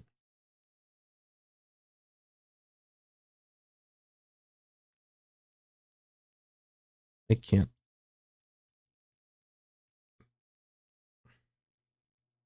Y'all have to be able to paint.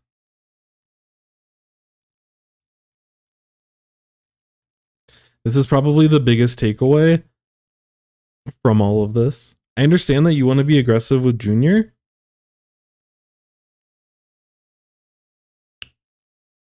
And I think that there are some cute tricks that you can use to make that work.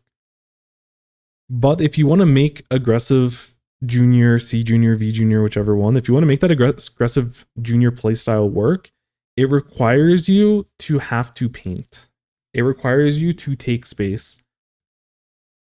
If you're able to shark up in these types of positions and you're ready to push the enemy team, it's important for you all to consolidate generally the paint behind you.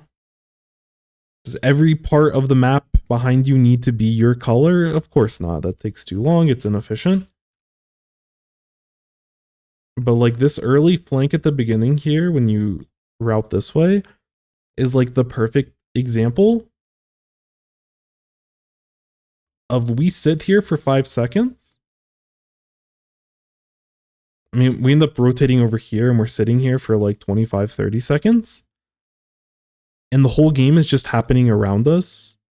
And because we're not painting, and our V Junior, they're just like poking with bombs over here and they're not painting. Because no one on the team is painting, the enemy team doesn't have to worry about as many threats. They can play a lot faster because they're in, even though they don't have positional advantage, they technically have map control because they have a lot more paint to work with. And they don't have to check for threats in spots where you all may not be.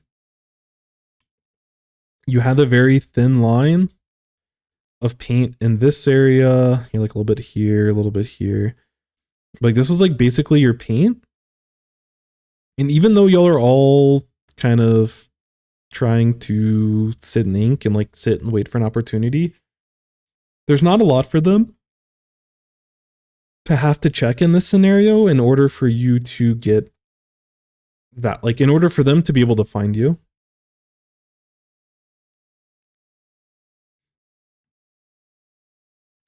But yeah. So if you want to be very annoying, very aggressive, just, you know, the more paint that you have covered, there's just more spots that they have to check. And even if they know that you're here, you can reposition over here, you can reposition over here. Like there's a lot of ways that you can maneuver and reposition, or, you know, look to play aggressive if you have forward paint. There's a lot of ways for you to be able to maneuver. And the less information that the enemy has, the scarier it is. Like the scarier your push is. And that's why paint is so incredibly important. So this overall playstyle that y'all have is great, but we need paint to complement it. Painting doesn't slow you down. Painting makes your pushes scarier. When you throw that wave breaker down, when your 52 is ready to push, when your Tetras is looking for an opportunity to move in, the more angles that the rest of your team can kind of move in with them, makes y'all much more threatening. But overall, like with the tools that you have outside of the main weapon paint, I actually think y'all play this like pretty well. There are a couple of times where your coordination could be a little bit better. Mainly the beginning of the map where your 52 is looking for this aggressive play while two of y'all are rotating in a very, very slow rotation, which, you know, on this Rainmaker map, sometimes your painter does kind of have to like reposition backwards to get over here, and it's really awkward, but we can't have like our front line do that as well.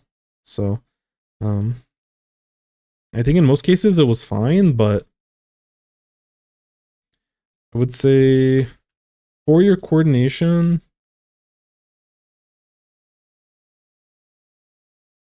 make sure that we have the same idea. So if someone's trying to fight, make sure that the rest of our team's trying to help that. Or if the rest of our team needs to retreat, make sure that person isn't trying to fight. And shoot, there was another part of that that was more important. It'll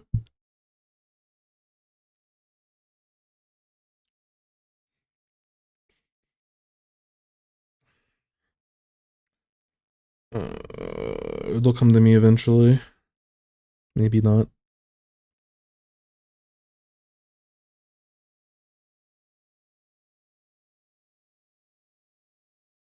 But while I'm thinking about it again, paint equals more angles, and more angles equals scary. Yeah, I'm just going to reiterate. Paint equals pressure.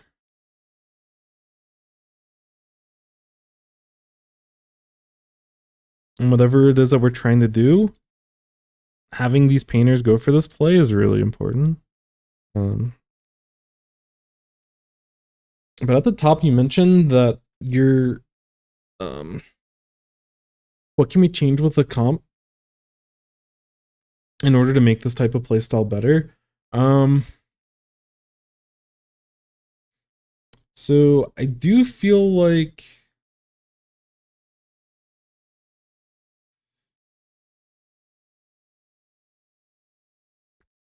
I'm not really sure the best way that you'd want to approach this comp.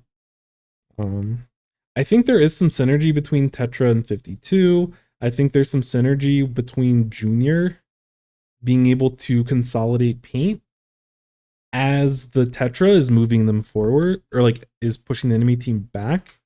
So it's hard for me to say, and I also don't know exactly which weapons people are like married to and they don't want to swap from. So I don't know where the flexibility in your team comp lies. But for a couple of ideas for your comp, like you can go zap cooler out and having a cooler to push with enables y'all to get back into the fight when things work out, don't work out. Part of the zap cooler is playing off recall specials. So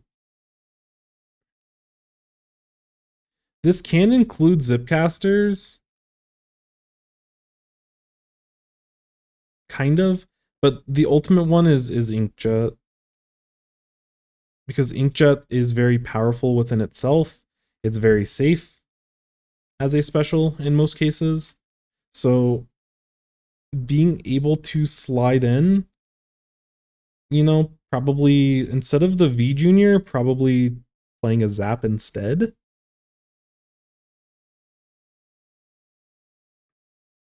Or maybe you could play like a Tri Nouveau and using that kind of cooler, but you don't get as consistent coolers with that. So I'm not fully sure. The other thing that you could do in this kind of scenario, like that's one route, and that's kind of top of brain just because people have been experimenting with that a lot. The other thing that you could look to do potentially is that you could use like Wiper, you could use Stamper.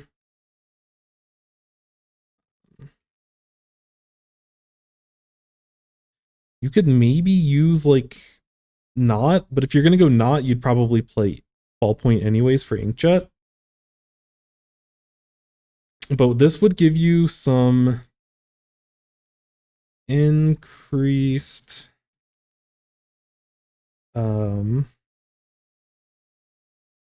it gives you increased range.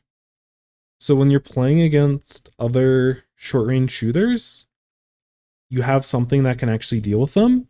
They also do a pretty good job of painting, which can help, because if you're swapping out one of the juniors in this kind of spot, you're still gonna need at least like something that's somewhat decent at painting, which like Ballpoint paints really well. I don't know if anyone on your team wants to play backline.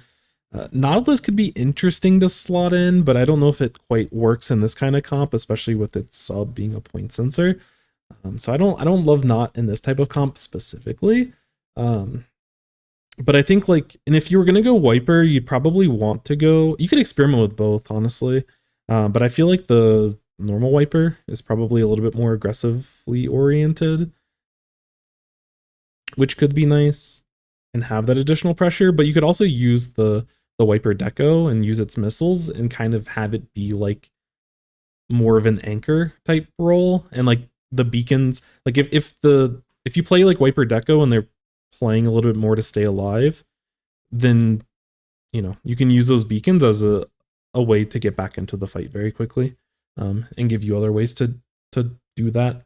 So you're kind of playing like if you're already playing QR on these types of weapons, then, which I don't know how much QR this Tetra is running because they're not running any mains, but beacons could be another way to like get you in certain spots. But That's kind of where I would see a lot of this without changing the comp too much. Like if we wanted to go for a very aggressive, a very floody type comp where we're just pushing up on the enemy team, I think that could work a ton. You could also look at little things like, so instead of just Wiper and Stamper, you could also look at things like, V-Dollies, having a crab, having a bomb, and also having good mobility to push in with our Tetra, push in with our 52. Like those are ideas. I'm trying to think of other weapons again. I think Zap would actually not be too bad in this type of comp. Tri-Slosh would definitely help either version, but Tri-Slosh would definitely help on maps like Flounder, where you need, and maybe like some other vertical maps where there's a lot of ledges to play around. I mean, Mako's another example where having a Tri-Slosh could actually be pretty good. So you could potentially slot in something like that. I'm not sure. Again, I don't know who's flexible on the team and who's looking for what. I can double check chat and make sure I didn't miss anything. But yeah, I'll thank you for the hydrate. Appreciate your sons.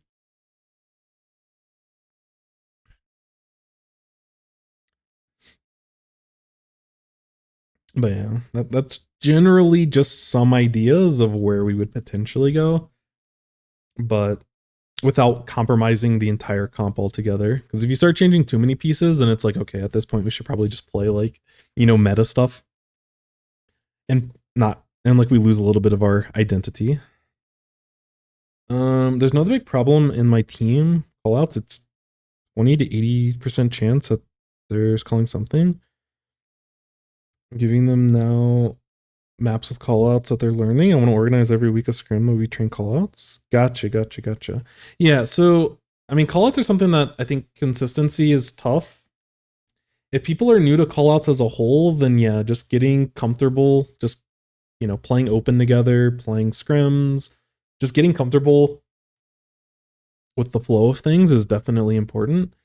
As you get better, you're gonna want your callouts, because calling out positions of where people are low, if you're fighting or not fighting, those are like kind of the low-hanging fruit where you can get like easy comms. Over time, when you start refining your callouts, you want to be able to use the time, use the time as you're running out of spawn, use the time as you are rotating. Any time where there's like little dead points where there's not like action happening, the team should be trying to game plan, which is like really important, is like trying to game plan overall. So like if someone is sharking in one of these spots, trying to like feed the team information and also figure out like how we're going to approach. Some of that will be calling out like the specials, like, oh, let's play with, let's push with Wavebreaker, or, trying to figure out as a team and coordinate what as a team are we trying to do. If you're going for this type of shark in this situation and you're playing very, I would say this is very selfish, which selfish doesn't have to be a bad thing, but like you're not helping the team with this type of positioning when the rest of their team's pushing on the other side of the map. Like you're looking for an opportunity to get behind them, but if you're going for one of these plays, it'd probably be good to tell your team to like stall. Like it's really important for them not to die. And if you're sharking over here and their team's pushing this way, it's really good to tell your teammates not to die. And that gets a little bit slightly unsynergistic because these people want to go in and take fights and you're denying them the ability to do so. But, game planning of like how the team, when we're trying to push, how we're pushing, what resources that we have to push. It's hard. I callouts are something that I need to get better on myself. And it's something that I'm actively working on, but over time, you want to be able to refine those callouts to make sure everyone's on the same page of like what the goal is as a team. either being able to foresee what the enemy team's trying to do, which they didn't really have any, like, they didn't have a ton of inkjets this game, the enemy, but like predicting, like, you know, if they have their special up, letting your team know that they have inkjet and making sure that we're planning accordingly around it. And that's going to depend on the situation. If they don't have inkjet up, depending on how observant you are, you can kind of predict within a handful of seconds, like how close someone is to like getting special, if they're playing it on average, how they are supposed to. And just making sure that, you know, if they have ballpoint sitting over here and they're like playing, like they're just painting around and they're playing it very slow and they have someone in front of them to support them and y'all are just sitting here waiting for them to start dropping. If this person inkjets in the air and starts checking this area, starts checking this area, y'all could potentially get caught, like kind of bunched up. And the rest of their team is going to like start pushing you all. So making sure that you don't catch yourself in situations that can throw the game altogether. But yeah, callouts are definitely like a thing on its own. It's tough. Other junior wants to switch to Nautilus and other backline weapons. Okay. So if that were the case, I would probably... So depending on... I think Splatlings work really well for what your comp's trying to do. It's hard not to suggest ballpoint, although ballpoint itself is a very hard weapon to learn. But like its special, its kit, its ability to paint with the main weapon, if once you're comfortable doing it, because again, there's a bit of a skill to learn just how to paint with ballpoint and being able to do that optimally. I think ballpoint's in a really good spot. If you want to start with something a little bit easier than ballpoint, but you're giving up things in certain spots, like heavy is also a really good option that is a lot more friendly to start out with. But if we played heavy, I don't know. I'm not sold on the heavy deco. I don't think it's bad, but I'm not sold on it. If they were going to play heavy deco, I'd almost rather them play like 96 in this kind of comp to just fully YOLO with the rest of the team. But if you wanted something that's a little bit more general, you could play like the normal heavy. You'd have 2 wave breaks, which I don't, sometimes might be a little bit extra with C junior and heavy, but it's definitely something you could experiment with. But yeah, I like Nautilus could be fine as well. But again, if you have a Nautilus, like it's really important for you to be getting paint for your team. I think as a whole, like your team was neglecting paint just by everyone. There were spots where everyone on the team could be doing, or it would be more valuable for them to paint instead of poking with bombs or sharking in a spot for long periods of time. So yeah. I have a small question on Rainmaker. When I play junior, is Object Shredder good? I don't know actually. That's a good question. I haven't seen a lot of junior, so I can look at people's builds. I think my hunch is that for Rainmaker, I would probably rather play Stealth Jump so that I can get back to my team faster. But again, it also depends on like how you're playing. Like if you're playing very slow and passive and you're not planning to really ever get splatted, you could probably afford Object Shredder because you're not going to have to jump out as much. But if you are looking to play a more aggressive junior role, I think Stealth Jump is almost always better. And again, it also depends on your comp and if you're looking to get top. Because if you're not trying to, like if your comp isn't really looking to get top, then Object Shred probably isn't the, like it has, like Object Shredder will always have value. But I don't know if it would be valuable in this kind of situation. So without watching other people, I'm trying to look at builds real quick, which this isn't going to tell me too much, honestly. Because no one really plays junior like that. But I would probably say not. Especially with the type of comp that y'all are trying to play. I would stick to like stealth jump, if I'm being completely honest. Or if you needed, because I know some people, I know with like V Junior at least, like people like to run a lot of sub saver, like Ink Saver, the sub one.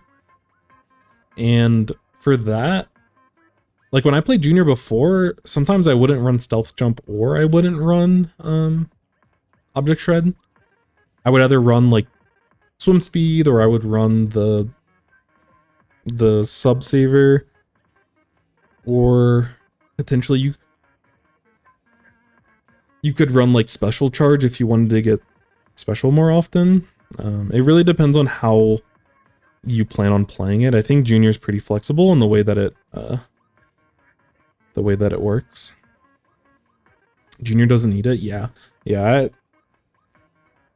It's not to say like I would never tell someone not to experiment with it, but yeah, I don't know.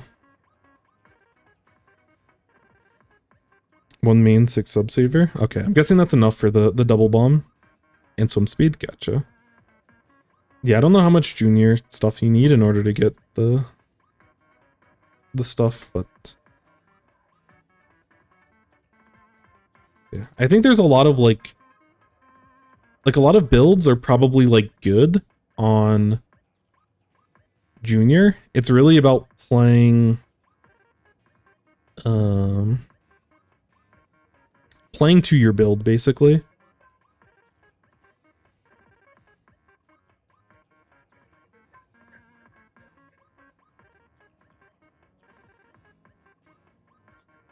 So if you're running a lot of special charge, make sure we're trying to get plays around their bubbles. If we're running like, you know, Ninja Squid or something and we're trying to go for that very aggressive play style, I want us to see us adhere to that, so on and so forth. 1 main, 1 sub plus LDE over double bombs. Yeah, LDE in general is probably pretty good on most modes for something like Junior. 1 main might cover it. Yeah, I don't know about the optimization. That's something you have to figure out on your own, if I'm being for real. I don't have opinion for throwing bombs. That's fair, but in most cases, like, you probably aren't looking to spam bomb. Like, the only time where you'd be wanting to like spam bombs that often is either with your special, which you can do, like you can do the Junior bomb trick without special, or it's going to be at the end of the game where like LDE covers that as well. And if you're spamming bombs at them, if it's on Rainmaker, if it's on Tower, or, you know, if we're holding down an area in Clam Blitz or wherever, like that bomb spam probably on average isn't going to happen as much unless it's like later on in the game. So I in general, I'd probably agree with Vapor in running like LDE instead. But again, whatever works for you. Like I think there's certain parts of builds that are like universally good for weapons, but I think there's a lot of build that is very important based off of your playstyle and what you're trying to accomplish with it. So like when you're stealing other people's builds, make sure you understand, or like if you're discussing builds with other people, make sure you understand like why, like their intentions with that build, what are they trying to actually get out of it. So you know, because if you're like, let's say that you're running a bunch of like bomb spam and stuff, I don't want you to necessarily neglect painting and like doing everything else, you know. And like LDE also helps you with being able to manage bomb spam and being able to paint and getting your ink back very quickly. Like LDE helps with a ton. And usually when you're in that kind of play mode, it's usually toward the end of the game. And then sometimes if you go down very early at the beginning, we also just inherently get that value for the rest of the game, which sometimes can be helpful. But 3 maintenance. Be careful with that one. I have a hunch that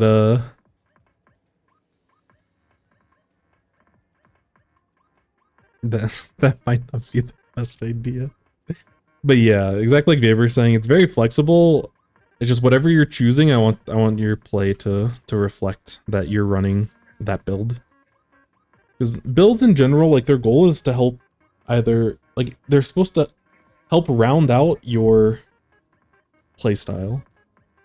So either they should help,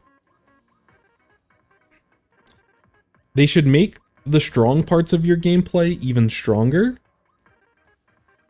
So like if you're gonna be a very aggressive junior, for example, if you're running a lot of like swim speed, you're able to be that much faster. You can also rotate faster. You know, swim speed is just generally good. You know, if you really like if you have like these kind of tricks and little traps you have for the enemy team with bombs, then yeah, using like the Ink Saver sub like makes a lot of sense. If you're trying to play around your specials and working with your specials and doing that. So you can use it to increase your strengths, but you can also use it to help mitigate your weaknesses, which, you know, with something like Blaster or something like X-Blosh, like they run out of ink quite a bit.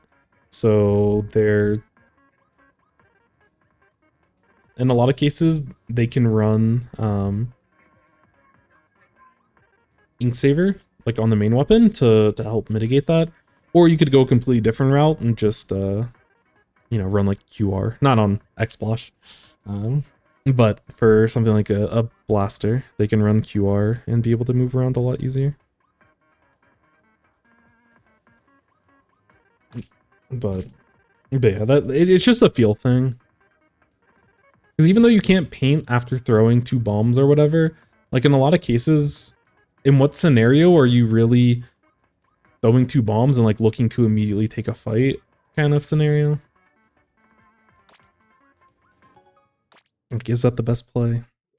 Sometimes it might not be. Because like thinking of things in a vacuum versus like how things actually play out when you're playing the video game and you find yourselves in certain scenarios can also help figure out exactly like what build you're trying to do. But definitely best of luck to your team. If you have specific questions about what you're trying to slot in, or you know, if y'all play with a Nautilus or with another weapon and you start changing stuff, I'd love to see another replay. And you know, definitely best of luck, and I would love to continue to help along your journey and try to get the comp figured out and hammered home.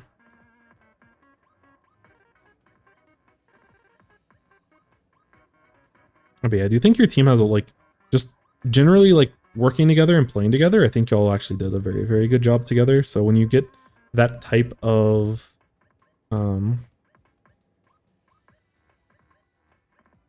you get that type of comp down and your comp kind of makes sense and people very confidently you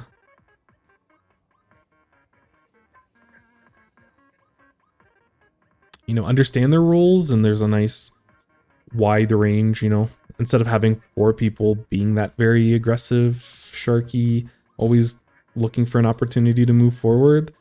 Once we can flesh out what our roles are and everyone's roles complement each other, I think the 4 players individually, and like not individually, but outside of the weapons, I think the 4 players that are working together, I think there's a scary synergy there when potential, you know, if a team has to play against you all.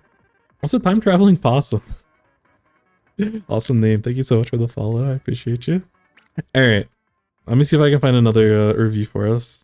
Just want to make sure I don't miss anyone.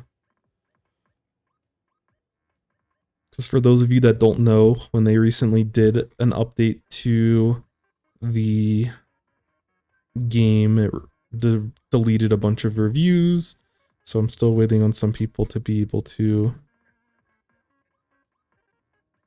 get their reviews in. Really quick, I just want to double check. I don't think this one's gonna work, but someone edited a message and I don't want to skip them altogether. I'll probably ping people again, but just in case they updated their review code and didn't say anything about it. But I'm pretty sure this is an old replay, but we'll see. Yeah, okay. So yeah, that one was out of date. Unfortunate. So we're still waiting on that one. Oh shoot. Okay. And then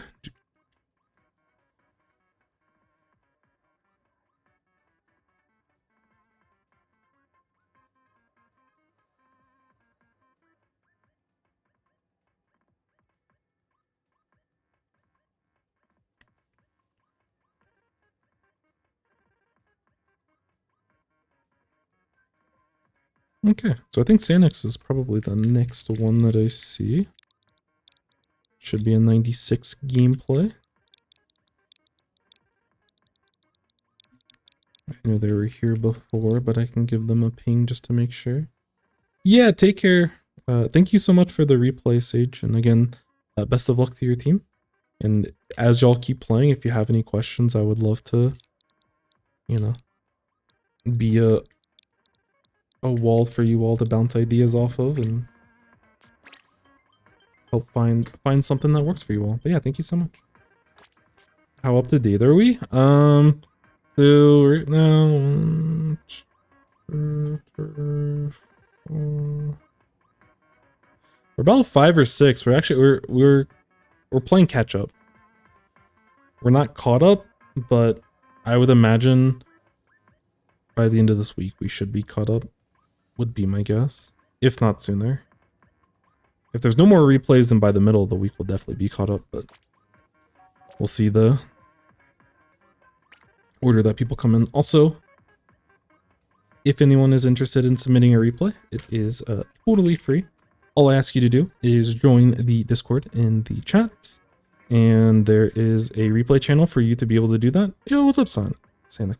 I can save myself the ping, so perfect timing. Yes, anyone's able to do it, and they get reviewed in the order that people are submitting them. But you can submit at any point of the day. All I ask is that it's a review that either you have specific questions about or you just want feedback from, and there's like some interesting decision points. Just gonna put V96, but I think it's just 96. Oh, and then this was series. Okay.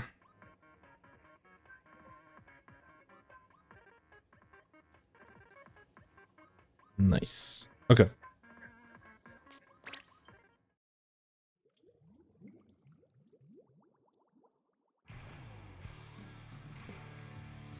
Yeah. Yeah, we have some slowdown on our team as well with some people working and everything, and I'm gonna be slowing down a little bit when I'm back full time at the beginning of next month, but the train will still keep rolling. All right. So we are playing. So I'm interested. Sanic. I want to say that there was another 96 game that we went over recently. Have you played with Deco? I know 96 versus the Deco version, they have drastically different playstyles. But I'm just interested from your perspective, like how you feel about the other ones or the other version of it. You know, do you prefer this more like Anchor playstyle? Not that you can't play the Deco version, Anchor, but there's a lot more opportunities for you to be aggressive.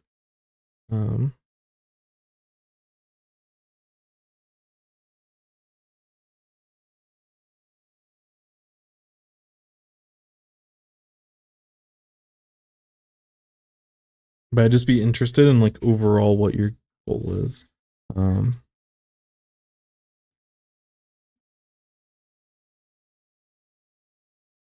think last time, yeah, I'm looking now. Yeah, it was the Mahi Clan Blitz game, which I definitely remember. And we were able to use, especially on that map, we were able to use vacuum pretty, as well as it can be used, certainly. But yeah, I'm always just interested. Like, I'm never gonna tell someone to play like one weapon versus the other, unless you're on my team, Sag. But but like in general, I'm just interested in like people's philosophies or how people think about stuff. It gives me an easier time to wrap my head around it all. Where, oh where?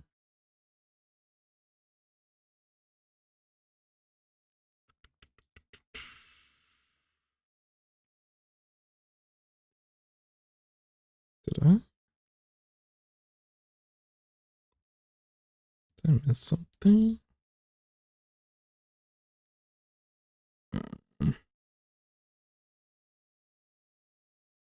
I need to update some of the tags on these so I can have an easier time searching.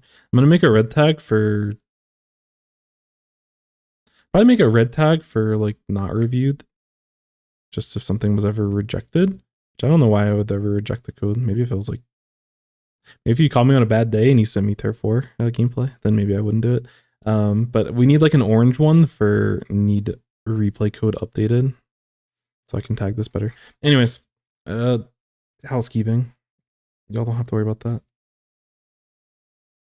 And yeah, I'll get this stream uploaded and tagged for you, Sage.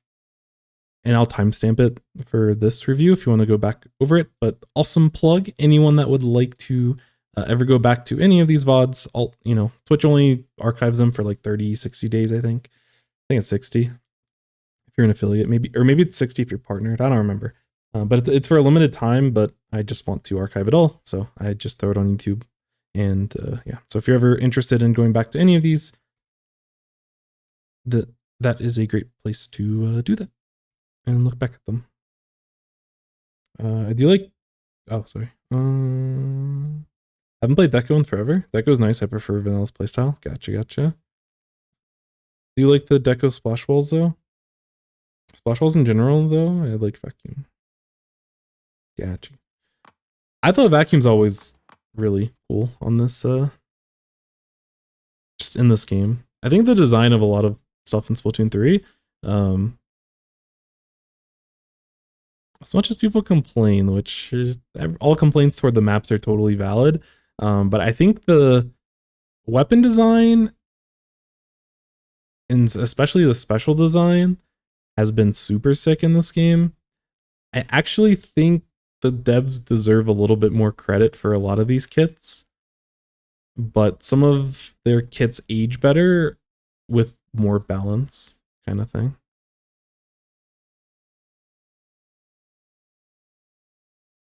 Oh, gotcha. Awesome. Yeah, if you have any other questions, feel free to just DM me or ping me somewhere. I'll get back to you. I'm not that hard to find, hopefully. I am a Sturgeon. Raro. Alright, so we're playing Clan Blitz, we're in series. Our comp is actually a pretty nice mix.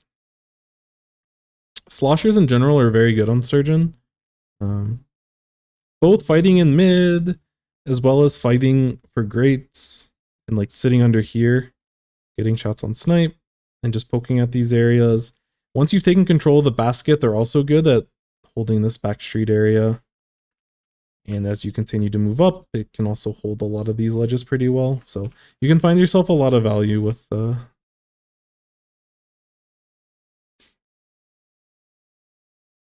bucket or sloshing machine or all of the above try in certain spots. There's a lot of open areas and open lanes in mid, like on top of mid. Even playing on top of the spinner, Gluga can get some value in playing in their port area, playing on grates. There's a lot of really interesting areas that Glugas can get in, and depending on, depending on their range compared to the enemy team's range, they can take some really nice fights. Oh, and then C Junior generally should just be the painter on the team. I think wave break can help push in a lot of scenarios, and torpedoes can be really annoying, especially on and around walls. It's like getting torpedoes in this area can, if they actually explode and get the two explosions, it can be very, very, very scary for the enemy team. So y'all have a pretty well-rounded comp. Same thing for you as the 96. You know, y'all are both. Or wait, you don't have a wall, but you do, like, you still have your range. So it's like there's spots where you'll be able to find a lot of value. Looking at their comp, it's kind of interesting though. Also, we have double booyah, so like I think our specials are actually kind of solid. For a lot of these pushes, Deco version of this, like I think Kraken's actually really nice, especially in Clan Blitz, but I don't think we need Kraken for this map because it's very, once you have control, you can get really big pushes. This is a very silly map, so I think either of them makes sense. But I was mentioning before the ranges with these weapons. I don't really know how they compete with the weapons here. Yo, thank you for the lurk vape. Very much appreciated. But I actually don't know. Like, I don't know if 96 outranges these weapons. I don't know if Glugas, I don't know how that works. Gluga is a little bit easier because they have a wall that they can play with. But yeah, against a lot of comps, 96, just its main weapon, regardless of the kit, will find a lot of value. But because we don't have a wall to push with, we're probably going to struggle against a lot of these types of weapons because we can't be quite as aggressive and we can't commit quite as much because we do not have the, we don't have a wall to play around with. We could play around with our Gluga's walls, but they might be playing a little bit opposite of what we're trying to do. So both teams are pretty scary. We'll see how this goes, but it's Sturgeon clans generally is pretty snowbally. So if one team is able to find a strong foothold into the enemy team's base, both teams can effectively KO at any point of the game. So we have to be careful and make sure that we're playing solid.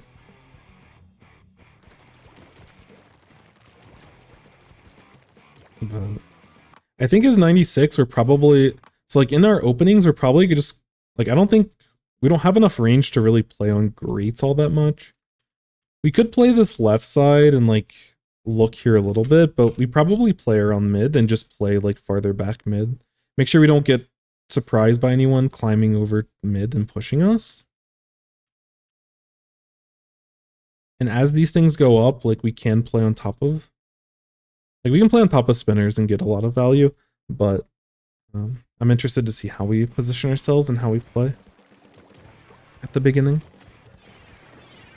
Yeah, struggle against blasters, especially range blaster. Yeah, I would imagine that matchup, it's probably not, I would honestly say it is probably pretty close to being good for the Deco version, but the vanilla version, just, you know, main weapon versus main weapon, it's going to struggle. But a lot of what you want to do as a 96, you can take a lot more space with the Deco version. So it's something to keep in mind of one version versus the other.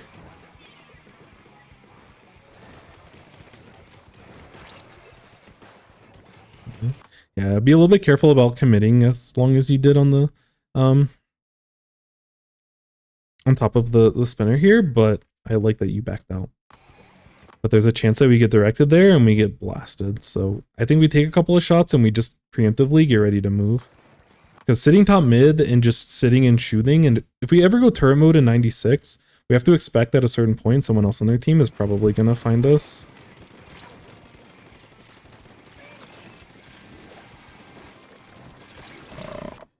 I don't hate some of this play, but we can't use vacuum in that kind of situation. We never want to panic vacuum. It almost never is like a good idea. Which, you know, a little bit unfortunate.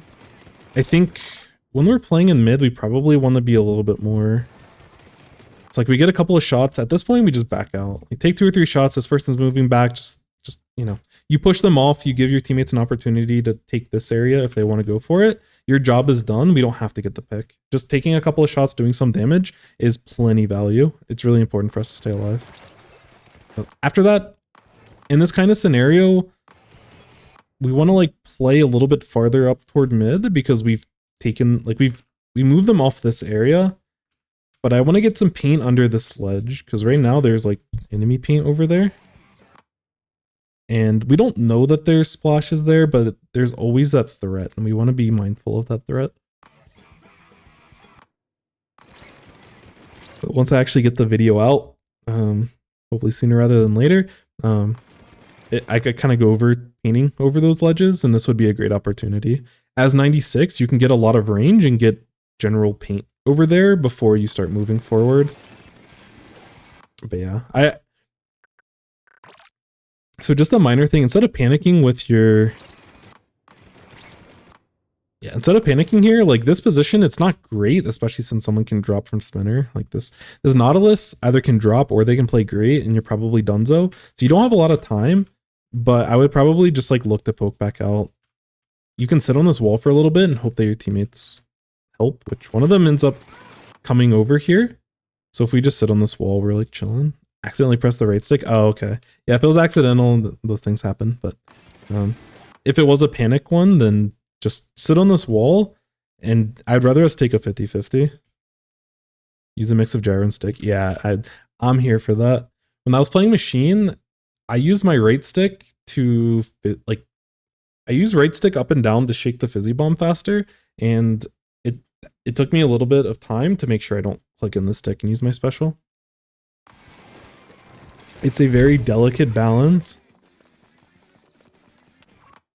Yeah, if you do, like, panic vacuum is almost never good. But if you do panic vacuum, make sure it's in your own ink. But try not to do it. Okay, so they get their scores. We need to try to get ourselves into a position where we can get value. I like that we're constantly moving, especially since we're marked, so that we don't get blasted sitting in the same spot for too long. But there's 2 down. We need to look to be a little bit more aggressive and move forward.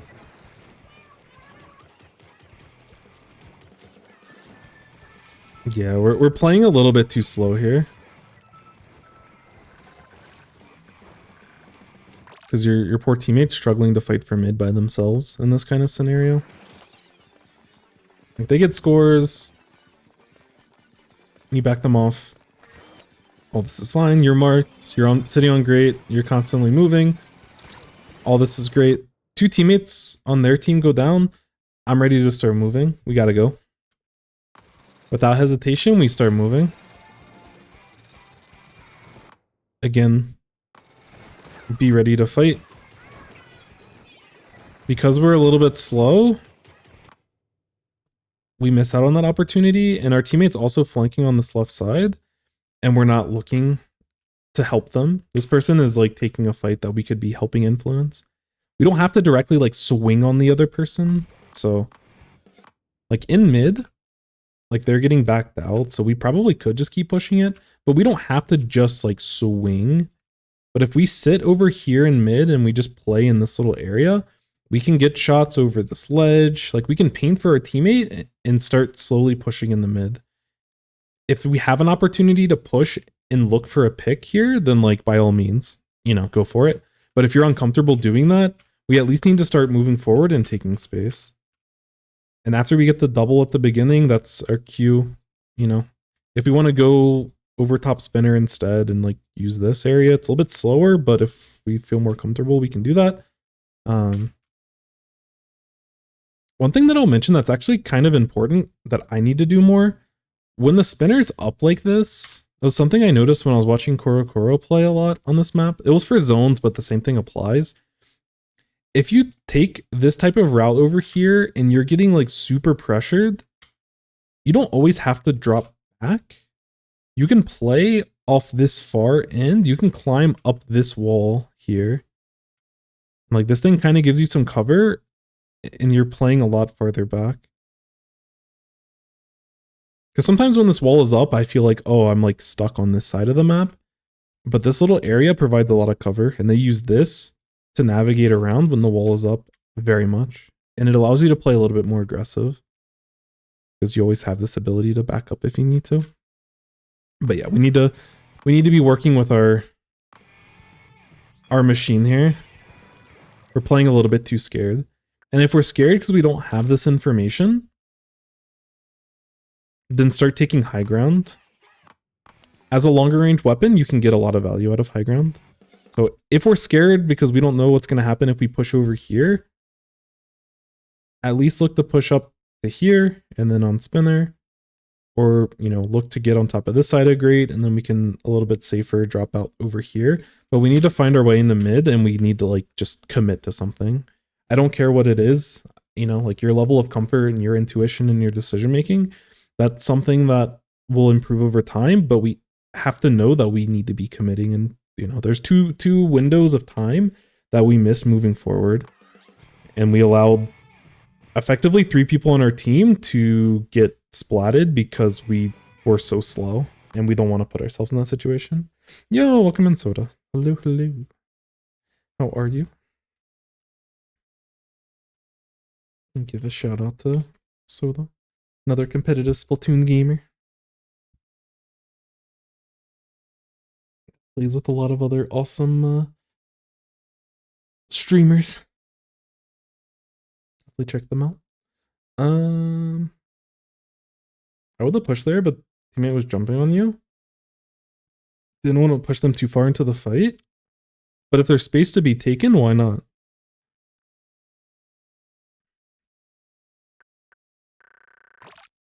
If you're able to continue to move forward, why wouldn't you want them to jump farther forward, you know? It just makes it so that they're able to get back in the mid faster.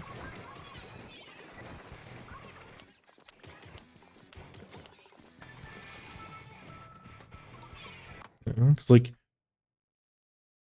if I'm your teammate, if you're able to hold top spinner, I would love to jump top spinner. It makes my life easier. It saves me time, and it allows me to have more options when I want to drop.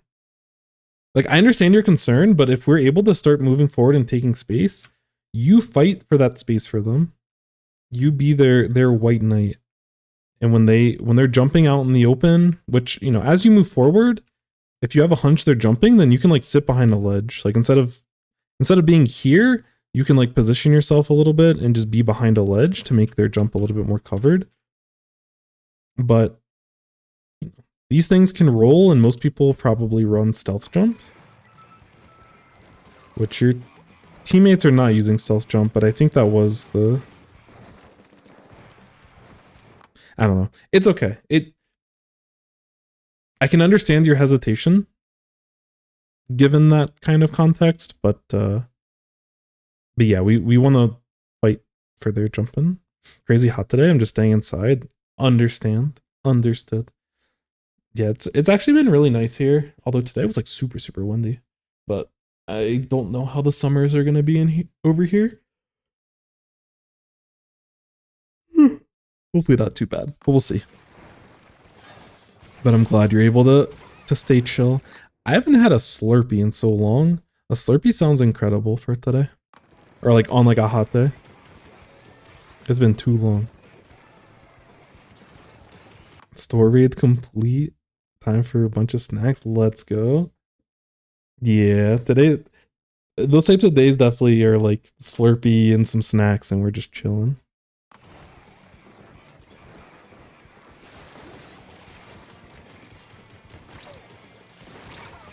Oof. Yeah. The situation's a little bit tough.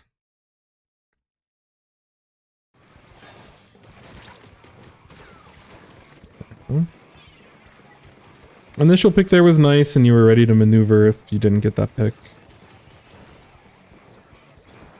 Again, we need to be just a little bit faster. I also wouldn't commit as far forward as we are here, which you understand because you start moving back. But just really quick, there was an opportunity.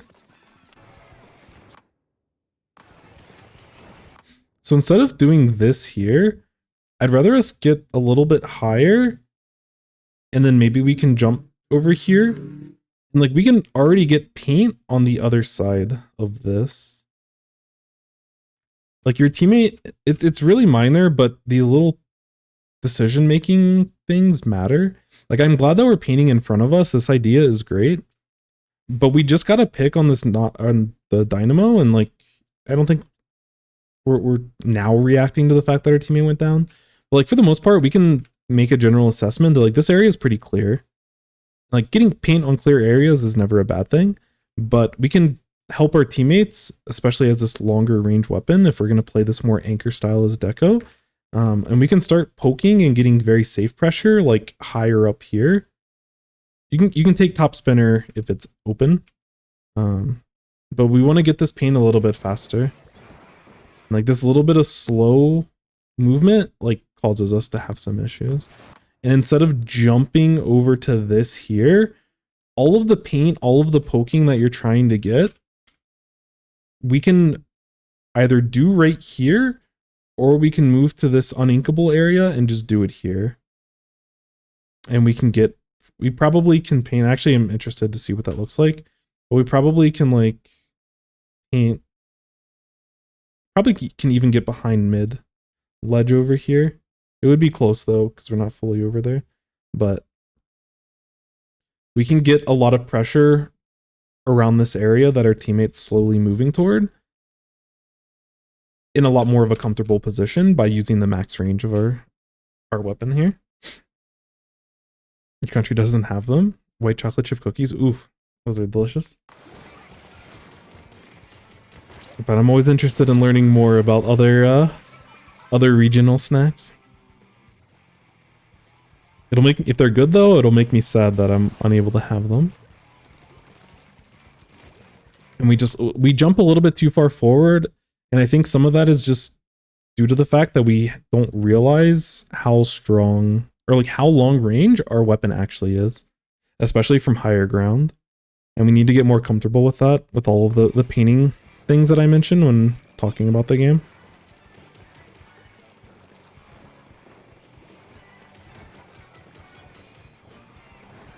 Yeah, all this is great. Yeah, be a little bit careful about that, but we're working with our teammate. I like the little bit of timers in your head. Like I sometimes we overextend a little bit. Like sometimes we either take fights that are too dangerous and we jump into bad fights, and sometimes we overstay our welcome a little bit. But for the most part, your decision making on this is getting too dangerous and I need to back up is really, really good. Again, if you were playing 96 deco, there's certain spots where we could probably push it a little bit more and then start forcing with our Kraken, which might make our teammates' lives a little bit easier, but I think we're playing this okay. But yeah, we don't want to sit here for too long. We want to start looking to take higher ground and start fighting for space, because this is not a very comfortable spot for us to be able to get to. And I think right now we're struggling. This little segment here, I think we're struggling due to a lack of map knowledge. Which part of it, Sturgeon's a weird map in general, but if we want to get better angles, we can get angles up here. So like if we, because I can, like, you're hesitant taking great, which is fair. Because if we start pushing this way, there's probably someone here that's ready to destroy us. And I like that we're not taking this type of fight. But instead of sitting here, we can maneuver to higher ground over here. And we can jump from here over to this part of the grate, which is probably a lot safer.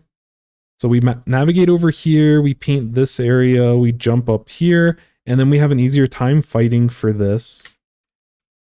And because we can sit on this little block here, or we can walk across the ledge, but we're not great on... We don't do like a great job walking across grates in these circumstances when the enemy team has higher ground and they have weapons to punish us. Not that one, but these ones. In other matches, we can walk across grates a lot better, but these grates are a little bit scarier. Because we're...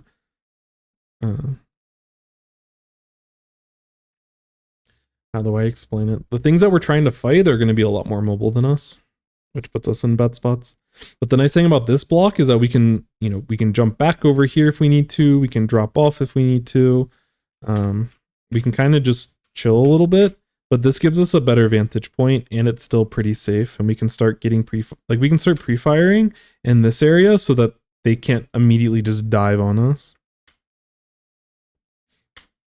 Can't ration anything if I open up a tub of Pringles or something. I'll eat them in one sitting. Honestly, I struggle with the same thing.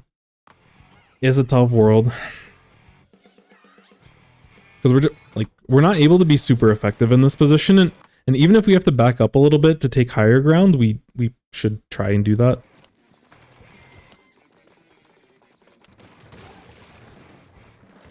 Otherwise, we're just not, like, realistically we can't. Poor range blaster. We can't really help our teammates in these types of situations.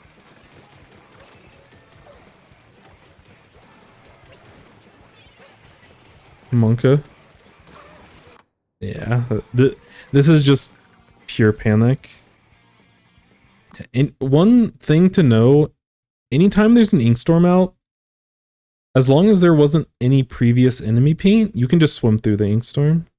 So we need to reposition a lot faster. We also could have healed up when we were in the storm a little bit faster as well. If we were stuck in the position we were stuck in, we could have gotten some life back so that we don't get spotted here. We can't really see. Like right now we could, instead of painting in front of us, we could be healing up. Or a little bit before that, but the ring went away because replay mode XD. But either we need to make a commitment to get out of there, we can squid roll out, which I'm pretty sure the squid roll would eat some of the damage. But we can sit in ink so that we don't, like, we can heal up a little bit. That's where my samurai got. We're crying, but it's all good. Again, these things happen. Yeah, we're playing from low ground, which is going to be impossible for us to retake. And our teammates are trying to fight without us being able to support them. Like now we're finally in a little bit of a better spot, but yeah, the enemy team's gonna start poking.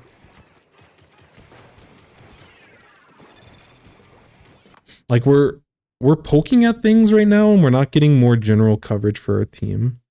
And this is the part where, like, again, not to compare weapons, but Deco would do a lot better of a job here to be able to start forcing in these like weird spots.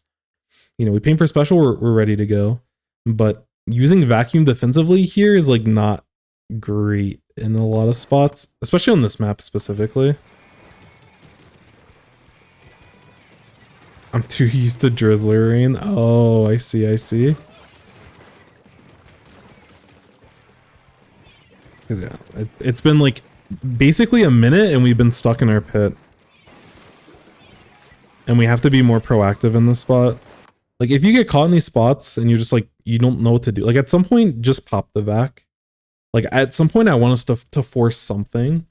I don't want us to sit here forever, like, when we're already, like, not in a good spot. And I don't think, like we can look for options of, like, moving right or moving left. But I at least want us to do something. I don't want us to slowly get suffocated and not have a way back into mid for the rest of the game. Like, we have to come up with an idea somewhere. And like in this spot, we have teammates around us. I'm okay with us just popping vac. We know the enemy team trying to move forward. Maybe we can try something.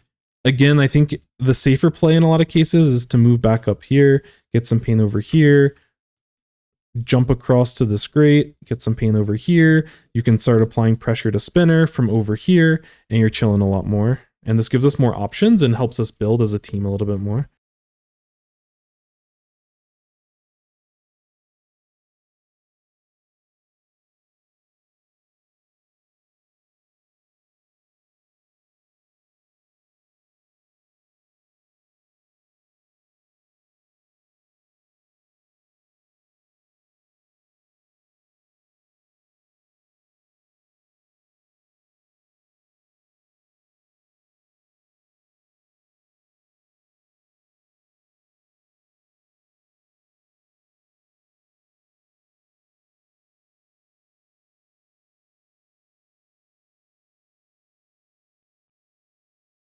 So yeah, in the spot, this is where like map knowledge is really important. You can also look to play on this like far left side potentially and like get some safe paint over here and have another angle of attack. And like as a 96, you're able to be a little bit more you have range, so you have more angles to be able to attack them. But if we get stuck in this kind of area for too long, like our teammates are playing the game and we're not. And we don't want to be stuck in those kinds of scenarios where our teammates aren't playing the game, so. My bad, I missed out a little bit on when you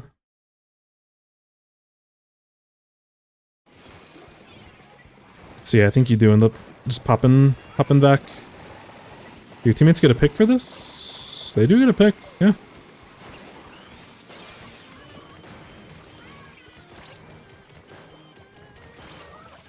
That's tough. Yeah,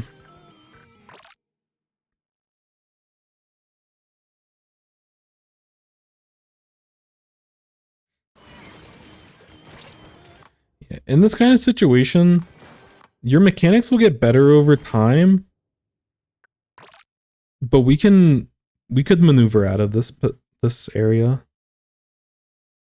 This is where whenever I watch high level 96s, I get really impressed by their mechanics. Because like this first shot happens, like we can just move forward here, we can squid roll back here.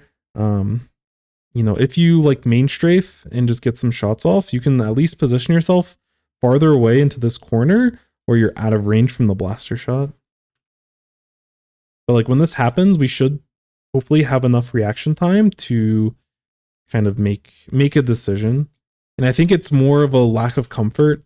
Because when I first started playing 96, I felt like you could never move with it, and it felt like this like unmovable, like this, you're in turret mode and you can't move. But you're able to be a lot more agile than you might think. But it requires a lot of practice to get to that point, basically. I could have put a sprinkler down. Yeah, for sure. Sprinkler is another option too with this kit specifically. That's a good thing to point out. It's tough your teammate just kind of left you. Just left you and just pushed mid. But we could have done more to stay alive for longer. And that person overcommits and you're able to get picks, which is awesome. I don't think we need to take the ball there, but yeah, I think we quickly decide, oh wait. But yeah, at this point you just hold it, it's fine. But we need to take high ground to be able to support our team. This is good. We're close to our evac. Okay, we got a pick. I'd probably throw ball and back our team in. I see that's what you're trying to do now. We were a little bit slow on this decision though. Okay, wait. Yo, let's go. Wait, just one more. Nice. Nice. So, yes, I think from what I see in this game, we understand when we're in bad positions.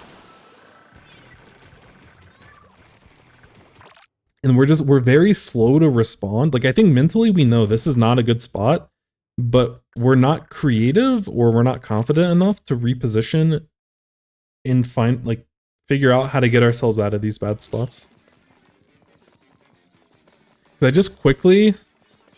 want to go over the amount of time you were sitting in your pit for basically this entire game. So like 410 to, and like you're moving a little bit on great, but the 410 to moving up a little bit and then back out. It's effectively like 30 seconds. Or moving up a tiny bit and then going back into it. Move up a little bit, move back.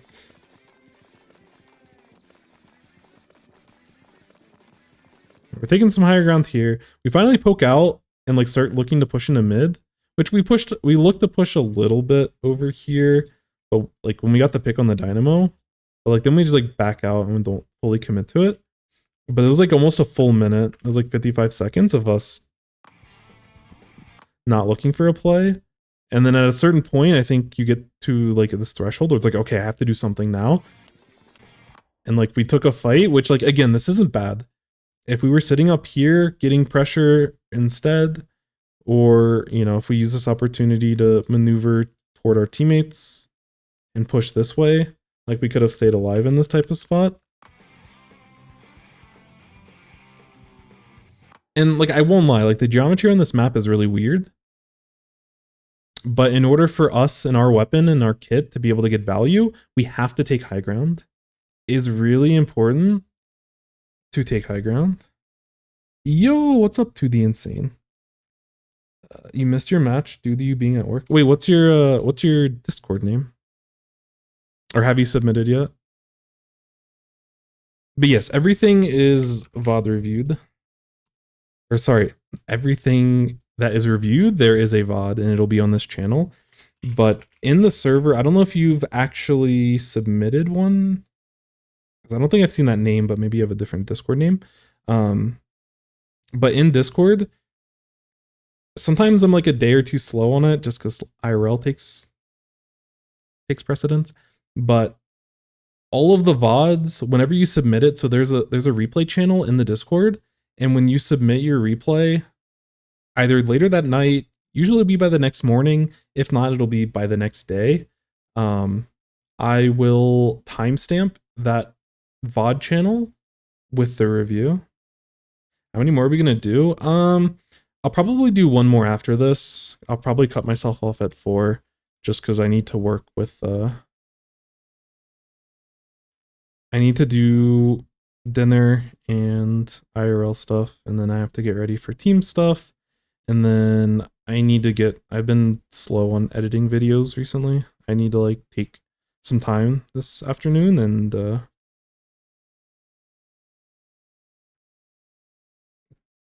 start pumping out content. I've been a little bit slow on all of that, and I need to get better. So anyways, yeah. But yeah, everything is going to be archived so that you'll be able to see all of this back at any point. And because you posted on the Discord, like when you submit reviews, I will make that as easy of a process so that it's just one click away. Yeah, we get picked. Can't jump to our teammates because they didn't give us an opportunity, but you know, starting at 3 minutes, we're sitting back here. We don't try to push up with their teammates. Oh, we do push up here. I forgot about this part. So this is good, this is good. And then your teammates go down because we didn't establish enough paint first. Streaming till good modes. It feels bad. When's the next good mode? But now we're stuck here. Basically from 2:30 to...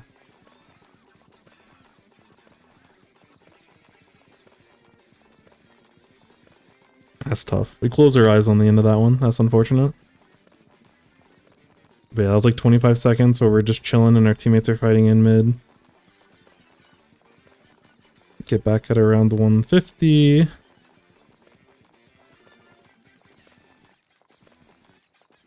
And from 150 to...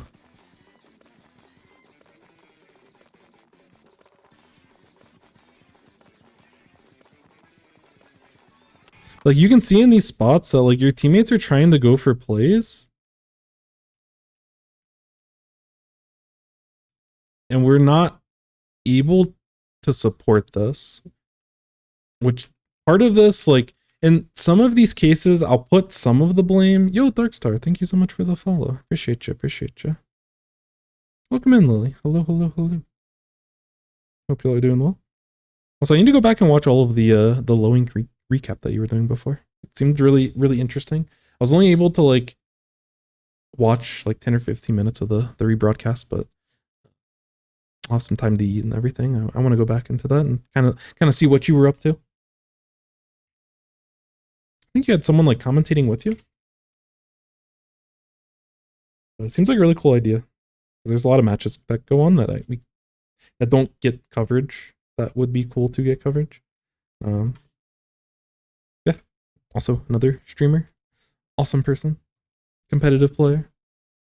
Oh, uploading them to YouTube. Wait. Plug the YouTube. Plug the YouTube. I need to follow. I'm a fake fan. I don't follow right now.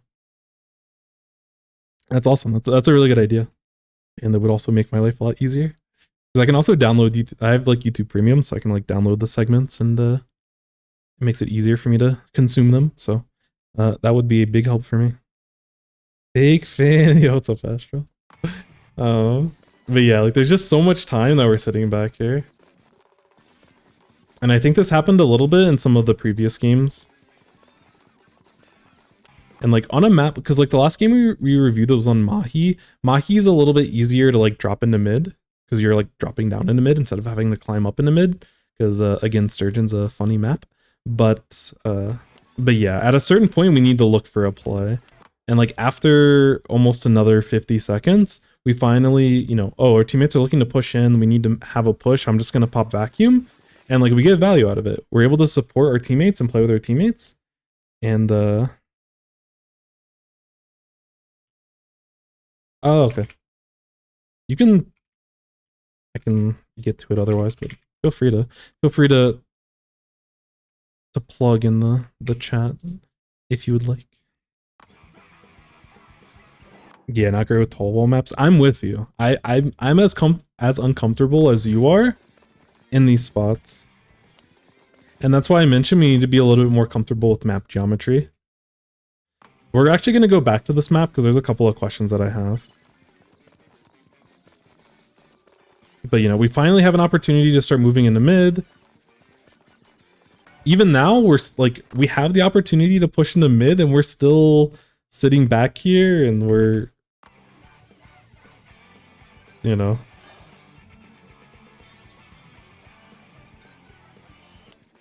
Like we waste another like 15-20 seconds sitting in the back of our base when our team already has control of mid. But you know, at this point, like when your back is against the wall and you have to do something at a certain point, I actually think that you, yeah, thank you, Lily. Appreciate the link. I'm sub now. I'm a real fan. And like you're finally able to like make something work when you give yourself an opportunity to like play the game. And we really need to give ourselves opportunities to play the game.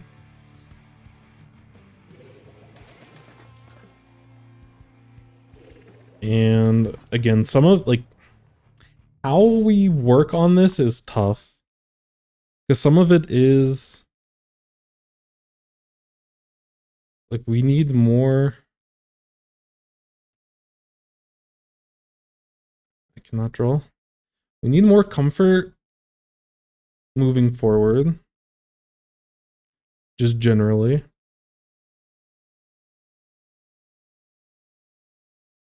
And playing Deco might help a little bit because you have a wall. And the times where you do start committing forward, you can just throw a wall down and at least it gives you more ability to maneuver around. But you can still do this with this weapon. There's a mental aspect of this that we need to break through. And it's not easy. It's not just, oh, just don't do it. Like just move forward. Because your concerns that you have are very valid, but we have to also like be ready to take some risk. Because if we don't take the risk and we just play slow, either our teammates, which is what happened this game, they tried to take the best fights generally that they could. I thought they tried the best that they could. I don't think that anyone was like specifically feeding super hard, but because you were not part of the equation, you were sitting back here, they were taking fights with less numbers and less pain and less pressure. And so, you know, it wasn't until many attempts later that they were actually able to get picks. Hi, David. Linus. That might, I don't know if I pronounce that correctly, but thank you so much for the follow. Please correct me otherwise, because I am bad at pronunciations and making, I'm too boomer at this point. I'm too old when I try to read names. It's not as smooth and to the point as it used to be for me, but yeah, we need to do that. Some of this is going to include, like, you can help yourself by, you know, you can sit in recon mode on certain maps. And I think, like you mentioned, maps with like really tall walls where you have to break forward. I don't know. Sturgeon's hard. I struggle with Sturgeon as well. So I don't blame you. But like sitting in recon mode and just trying out different jumps and just see how you can navigate can be a way to help out with this. Just generally watch pros. And by pros, just high level players. But I'm just gonna say pros, but just high level players. And just see how they navigate around the map. Because that was something when watching Sturgeon yesterday, that there was different ways of approaching it that I didn't expect. And you'll see like some anchors, like they'll play this left side, which you're not a true anchor, but you're effectively an anchor on this team. And like you can, this right side over here. You can try this right side over here. You can play over here, look to jump on to the grate and give yourself some angles, but trying to find opportunities for you to take high ground. And, you can even like push through here. Like you are a shooter player that can take some practice, but you can definitely move forward. Like you can push out this way and this way in certain spots, but I just want us to find opportunities for us to do that. Watching high level play also helps too, because you were mentioning like, oh, my teammates are, I want to give them a good jump and everything. But if you go and watch a player like Jared on Jackpot, who's like they're like basically the best Western team, or one of the best Western teams. It's like them, Starburst, and basically it. But I think right now the gap is a lot closer than it could, or than it has been in other times for various reasons. But anyways, very, very good player. Whenever, like, a common theme with top players is that they just kind of jump in a lot of spots. Like, they'll choose not to jump in if it's a bad jump in, but they min-max the danger of jumping in and the value you get from being as forward as you are. They manage that very well, and they err on the side of being way more aggressive in spots, even when they are playing like a 96, even if they are playing like a more anchory type role.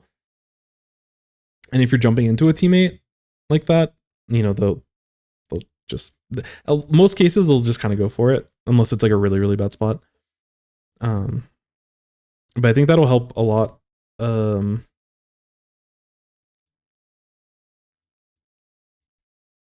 think also look for sub optimal. I'm just gonna put okay. Look for okay specials. You held on to your vacuum for a long time, and I think you were looking like for the perfect play. Or you were very desperate, and it's like, okay, I have teammates with me, they're raining on us, they're moving forward for another push, I'm just gonna vacuum, and you got value out of it. But I want to look for those types of plays before.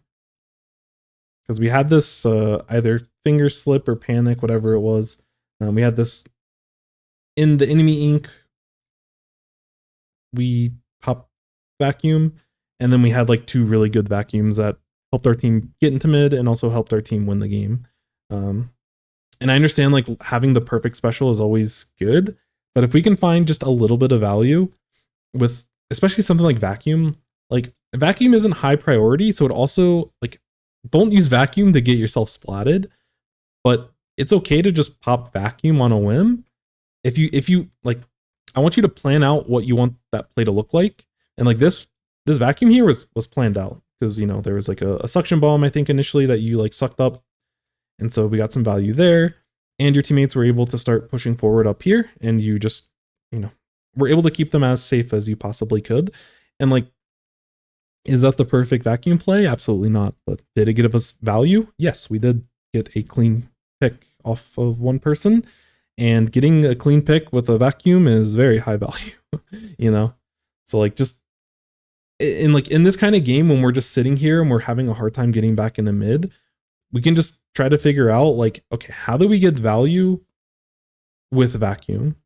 And this is where, climb up here, throw your sprinkler in a random area, or throw it on the little pendulum, or throw it, I don't really care where the sprinkler goes, but like use your ink tank, get some shots out, and then once your tank is empty, let's just pop ink vac. I'm sitting in a safe distance, like I'm sitting in a safe area, and like you can pop it over here, You can pop it, you know, you can climb up here on top of the spinner and you can pop vacuum.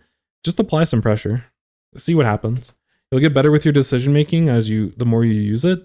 But I want us to be comfortable using our vacuum in spots where we know it's not like the perfect vacuum. Sometimes we might feed with it, sometimes it might be a bad play, but as long as we're thinking about it and we're trying new things, it'll give us more options and it'll give us more comfort. The more uncomfortable we make ourselves, the better we'll be. And we'll find like these little things like, oh, like we got value in this spot. So instead of having to wait like 50 seconds to use that vacuum, we can, you know, we get vacuum, we're looking for a play, and then within 10 or 15 seconds, maybe we find an opportunity to pop it. Obviously, you want to, because you can't paint during vacuum, it's really important to try to help with paint, which Sprinkler does a good job of doing. And just getting some shots off and just wasting out your ink tank before you pop vacuum is a good way to just get that paint out before you use special. But if you need to help with like paint, by all means, focus on using your main weapon before you pop special.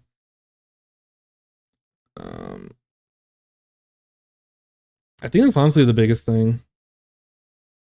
Again, this is like one of those spots where like we need to like, I can give better feedback once we start looking to take more aggressive plays.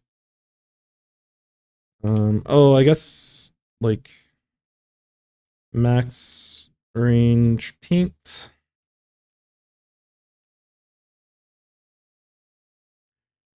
Paint over ledges.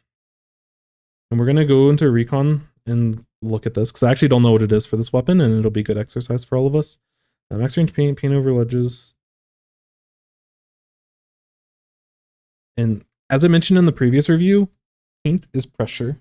Paint allows us to pressure the enemy team, and just having paint on the map can help. So even if we can't take fights, we can prevent, you know, their splash from pushing us because they have a ton of paint over here and they have some paint over here and they can just kind of move into the spot for free. Same thing, you know, from the safety of this area, we can get paint in this area and just slow the enemy team down. Give our teammates more opportunities to have paint to be able to maneuver. And it's always a fun exercise because I'm always surprised at the range that basically every weapon has. It's always deceptively farther than you think it will be. Which means there's often a lot of really awesome opportunities. Yeah. And like stats and stuff don't really mean too much, but we weren't really able, like our paint numbers could have been way higher if we took high ground way more often.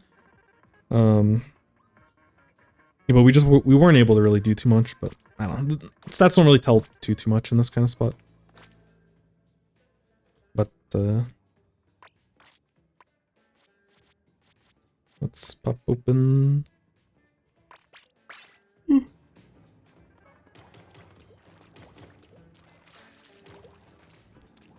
My frames, my frames.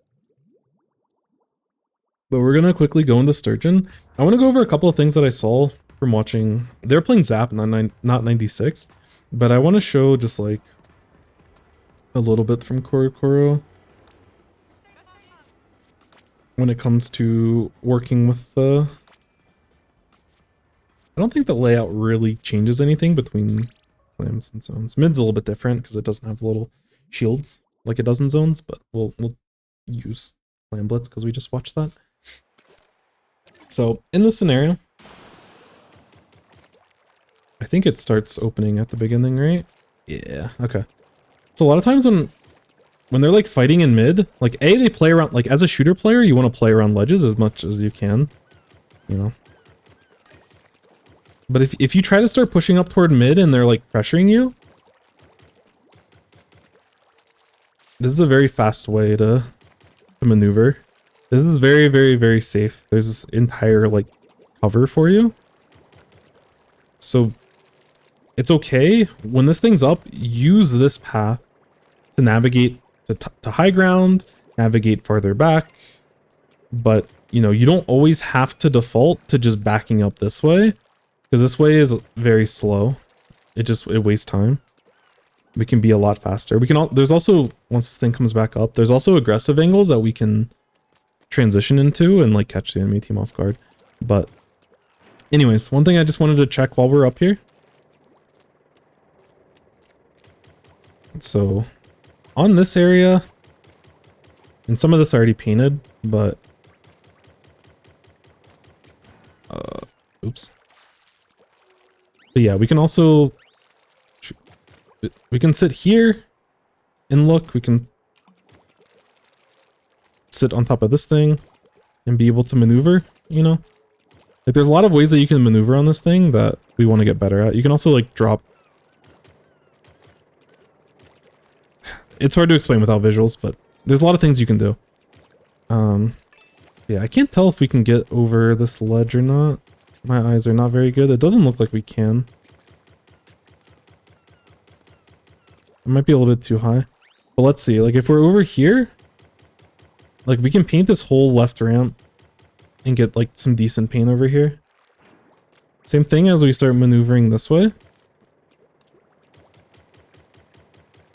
Like we can paint over this ledge, so if they're sitting in left pit, we can cover all of the ledges in there. Which helps a lot when our teammates are trying to push in. We can preemptive get this paint and make their life a lot easier if they're trying to fight someone there. But also in general, we just, like, we can get some paint over here to help us move forward and look to push in a little bit more. Defensively, as I mentioned before, we have the opportunity to, like, you know, sit here and, like, we can't get too much paint, but getting some paint in front of this ledge isn't the worst thing. We can navigate over to this area. We can jump over here. You know, we can get over here. But there's a lot of ways that we can navigate on this map, and it's good to get comfortable with that. I say as I miss my jump. You know, you can also go for like this type of jump, like if you're trying to get back toward mid. You can paint from high ground, make sure they can't push from underneath you. Oops. I'm not very comfortable with this weapon. But you know, this is what I was saying before, we can get onto this position and we can help our teammates push this a lot easier than being back here and like trying to get paint. Because this is very awkward, we don't get a lot of angles and like we don't know what we're shooting at. Yo, G-Doctor, welcome in, welcome in. But, you know, we can get up here super safe. This is very safe for us. We can get up to here pretty safe. And once we're up here, we're still safe. And again, if they start popping specials, if they pressure us, we can always back up. You know, this is still a ledge, we can still back up.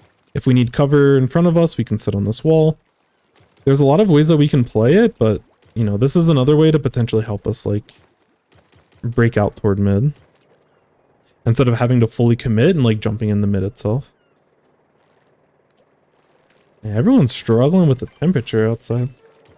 It is that time of the season. Fortunately, it's not as hot today, but it's definitely getting warmer.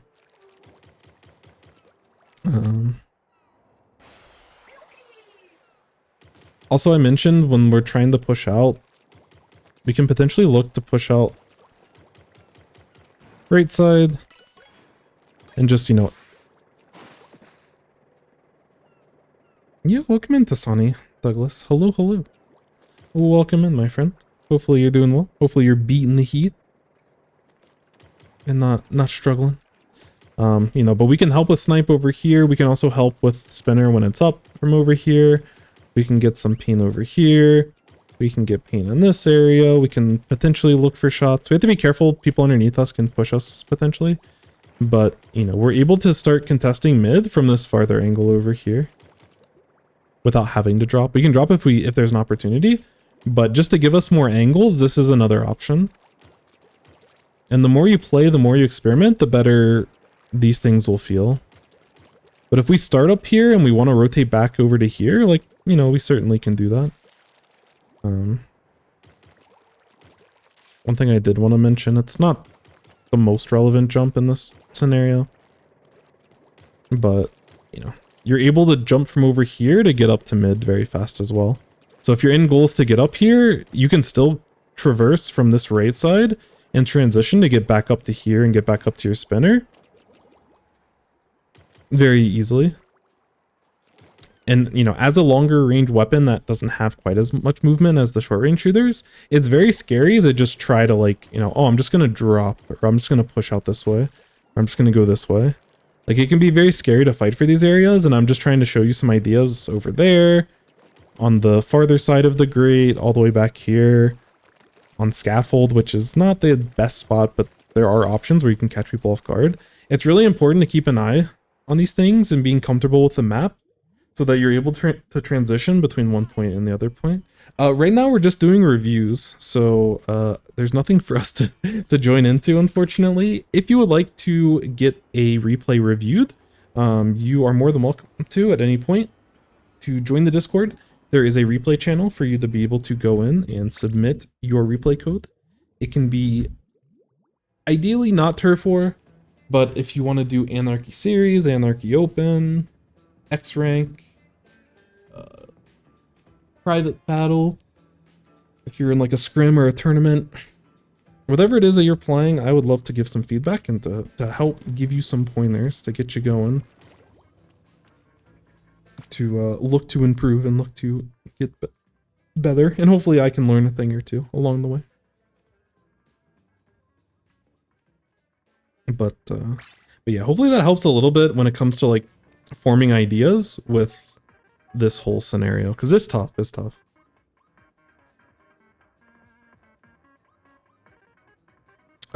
You would need to join the Discord. So the link above with that Discord link, that's how you would be able to submit a replay. Sometimes we do Anarchy Open, but currently not doing that. But like I said, we should have time for about one more review. So let me find one. I think we should have at least one more. We've had new ones submitted, so we definitely have something. But again, I want to make sure, and I need to update the tags. But I need to make sure that there's no replay codes previously that I missed. Oof.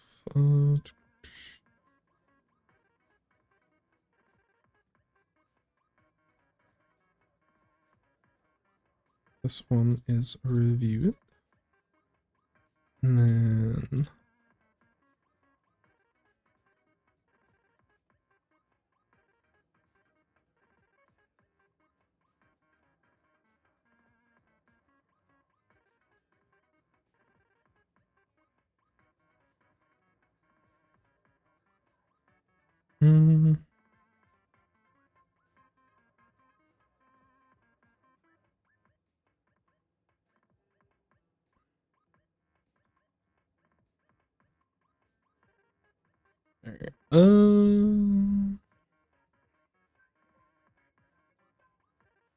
I think I saw Putz here, so we can do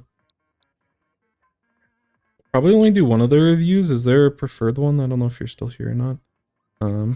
But if you were here, if there was a preferred. If not, I'll choose the preferred one. They're both Rainmaker, I think. Or no, they're both zones. Both zones on Barnacle and Dime. I'm gonna go with the first one. Unless while I'm typing in this and I get interrupted and saying, hey, choose the other one.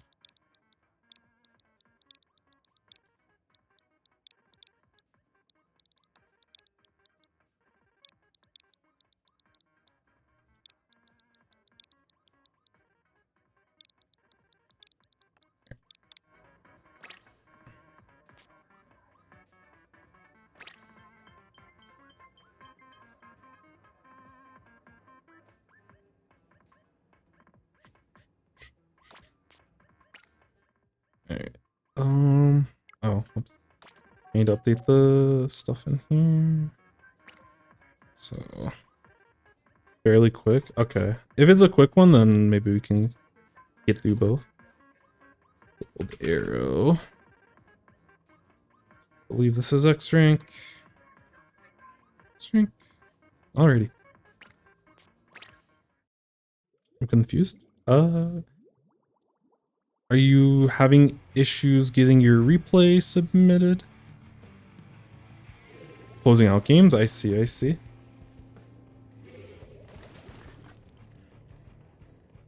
Alright, so I'm gonna be honest, I haven't played this map all that much. in Rainmaker. I haven't played that much in general. Oh, this is zones. Sorry, I'm got Rainmaker on the brain. Okay, I've played quite a bit of zones on this map, so I have a decent understanding.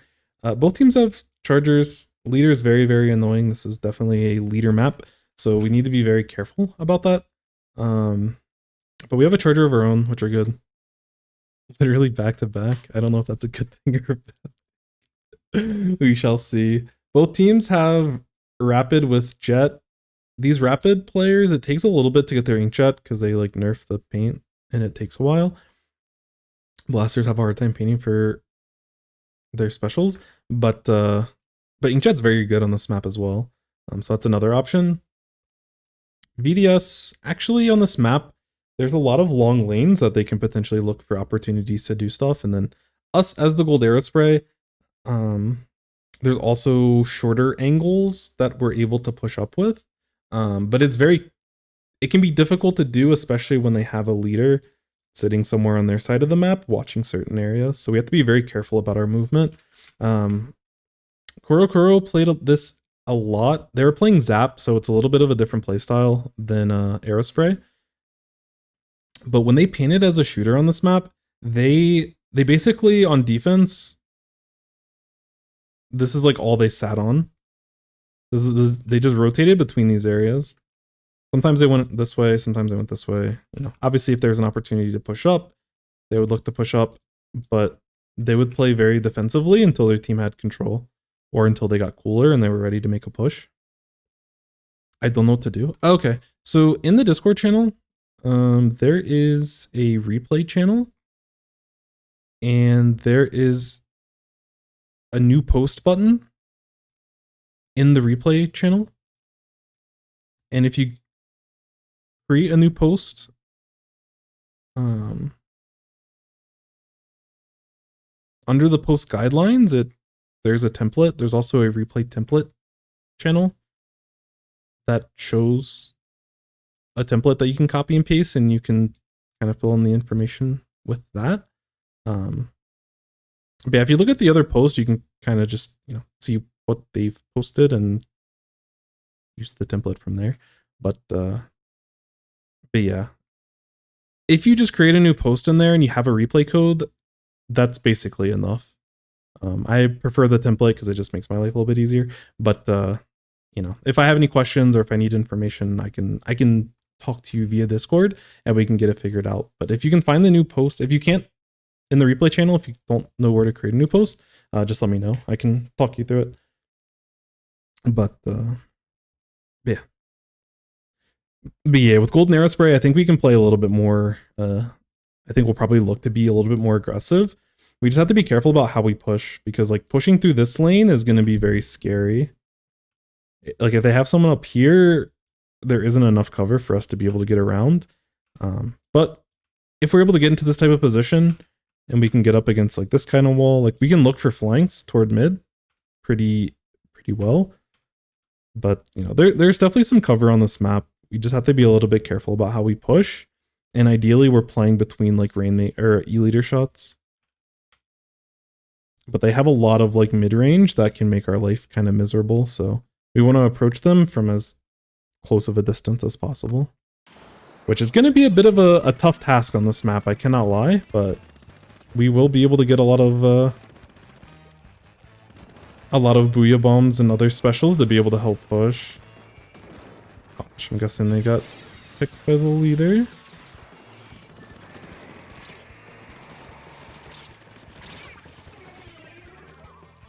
Yeah, that's kind of tough, especially with our charger going down at the very beginning.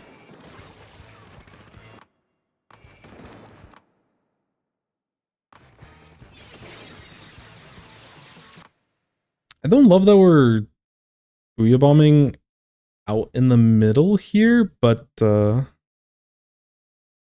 don't think we're in danger of getting shredded, so it's not too big of a deal. Tried baiting him into thinking I was pushing back. Double back at him. Ah, okay. I can see that, but yeah, the problem about throwing Booyah Bomb in the open like this is that when we land, it's going to be hard for us to make space for ourselves. and now we're kind of stuck a little bit. And we're forced to take this open fight against someone that has more mobility and more range than us, which is very tough on this map if we don't have the jump on them. But we did get an initial pick with our Booyah, and if RNG was a little bit more favorable, there's a chance we potentially get the pick there, but that's a tough fight either way. Our blaster's jetting a little bit early, but they did get a pick. We should be able to start taking zone back. We have 2 down, so we can hold the Booyah. Decide to pop it. I don't know if we need to do that, but poor enemy team. I think we could have just pushed up because the rest of their team was just looking to back up, and I think we could have reacted if the leader was trying to like. So if the leader tried to start taking a shot on us, we could have, like, we can visually see them and we can react. But their goal is to reposition, and very likely they're going to reposition all the way up here. And I would love for us to have a Booyah Bomb for this, like when they're in this type of spot, or if someone's sitting in this kind of spot. I would love to have something for the rest of our team to move forward. Because we just got 2 clean picks and the rest of our team's in mid. We should be able to clean up the rest of this without it. And the Booyah Bomb's going to be a very important resource, especially when we're playing against a charger that outranges our charger. But we'll see how it plays out.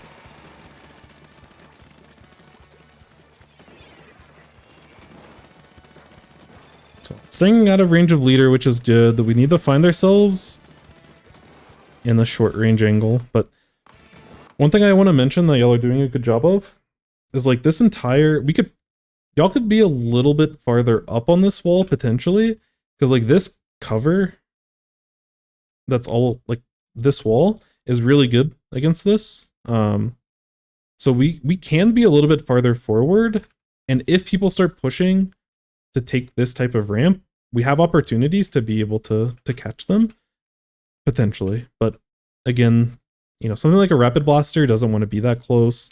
A lot of our weapons don't really want to be that close, so I don't hate the way that we're playing it here. I think the way we're playing it here is like totally fine. But I like that we're not trying to fight in the leader range. We're respecting its space. But, you know, we're in an interesting conundrum as a gold arrow spray, trying to figure out how we get value. And this would be a great opportunity for us to be able to Booyah Bomb in and start moving forward. But we're getting close to it, so there's a chance that we can pick it up. Okay, I mean, so there's a couple of things happening here. First thing I would mention, because like all of this, just getting points, making them waste specials, like we're chilling. I like the shred on this. I like that we keep our distance from the leader. Like all this spacing is really, really good. When we're like 80% from our special, I would rather us just paint for special safely and not, like, we don't need to challenge the leader. They're forced to deal with us, and we, like, if they start dropping on us, our charger gets a lot of value, but if we try to, like, take this fight, it can be potentially scary. So it's a little bit of a difference in playstyle, but I'm fine, like, the way that we've been holding, I'm fine with this spot, and then once they start going for things, we give them space. So like they end up using an inkjet here. When they inkjet, we just hold mid and we keep zone. And then once their team starts dropping because they just wasted all their specials and they're looking for a way back in because you're, you know, have a good lead, that's when we can look to use Booyah Bomb. But I don't think we need to contest them at these spots. They need to push us because we're chilling. We're set up about as nicely as we'd want to. So I'm a little bit concerned about us moving forward here. I think we can just back up, truthfully. Or we can sit here for a cute shark, because this person might want to push with the inkjet. We do leave ourselves open to get inkjetted, but I don't know if we have to peek out in this spot. It feels a little bit risky from my perspective. This leaves us open to potentially get picked by leader, potentially picked by this pro. I'm a little bit scared in the situation, and the inkjet, the inkjet gets sniped, I think, or maybe killed by blaster. But you know, your overall goal is to get over here and take this fight. I just don't know if we need to. I don't value getting the leader here. wanted inkjet shots. That's fair. I think that's fair. But I would rather just back up with the rest of our team, especially when we're like we just got the pick on the VDS. So they're inkjetting at a player disadvantage, and we know that this leader can't move forward.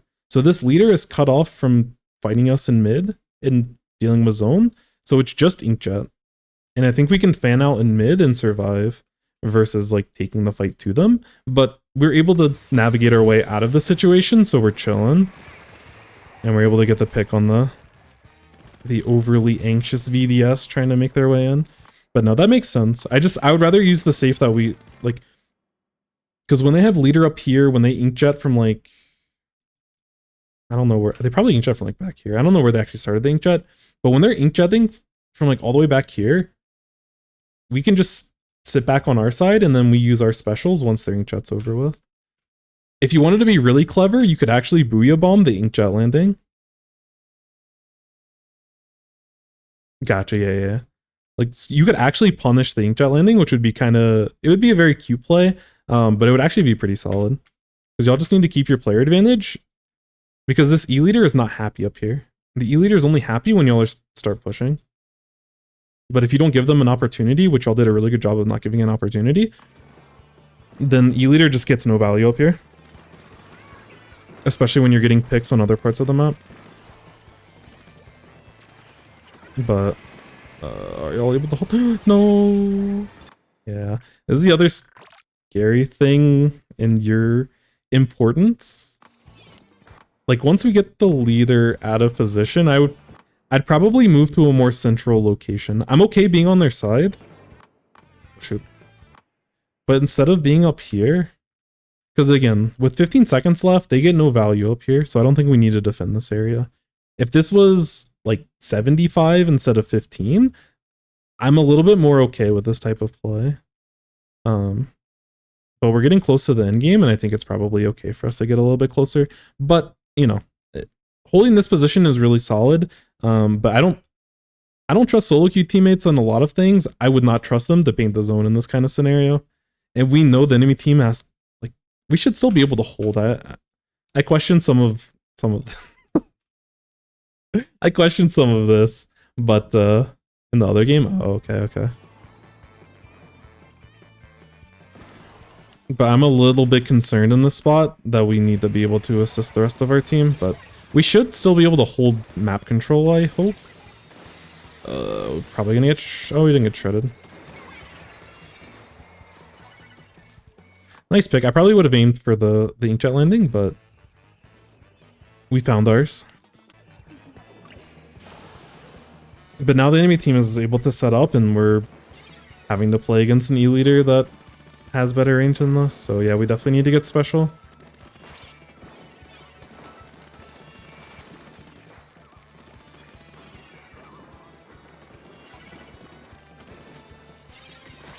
How does their team... This is like the third person on their team that has found a way to fall into the water.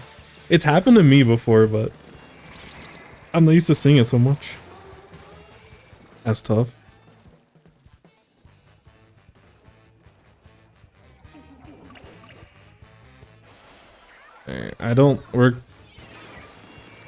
We might not be able to get special in time, but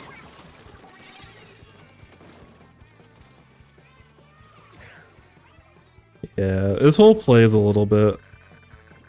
I hate that it doesn't let you change, like, it's like within like a second of the replay ending, it won't let you back up, which is really annoying. But y'all had an opportunity to push. I need to look back at what happens after the... Because like y'all got to pick on the VDS and then you look to booyah, I think. I need to see what happens here. Like this is a really good situation for you all. I'm trying to see what happens. Huh. Waybreaker is kind of a pain, I can't lie.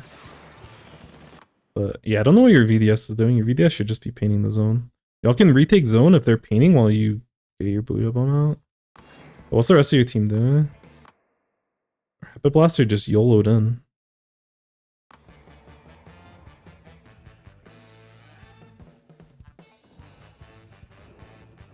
Got eaten on the jump. Yeah, that... sometimes Wavebreaker can be a little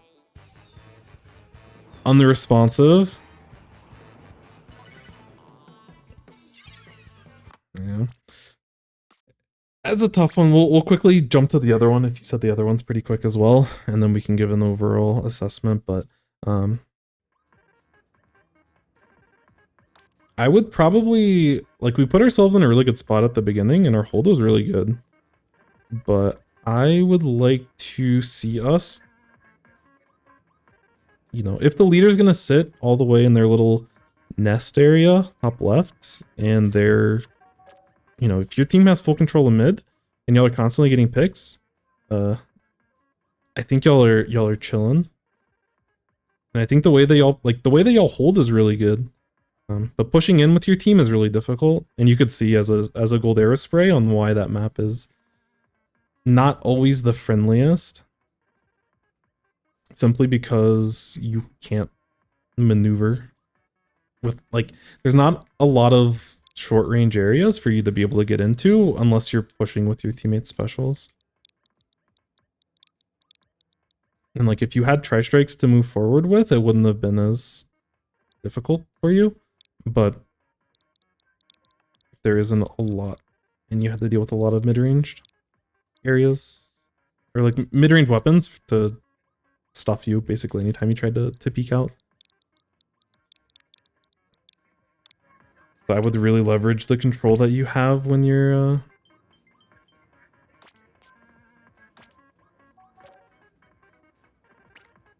when y'all do take lead. Yo, welcome in, Imreg.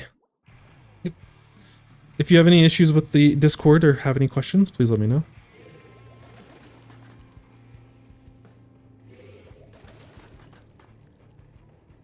Oh wait, is Engage Ryan? Is that Ryan Noob? I think that's Ryan Noob, but I don't know. They definitely play Splash. Anyways, so this match we have a lot more consistent specials that we can play around. No leaders, so it's a lot more short range battles. We do have to be a little bit careful. Stamper can hold these long lanes pretty well, and if we're sitting up here, they can also potentially poke at us. So we have to be a little bit careful, but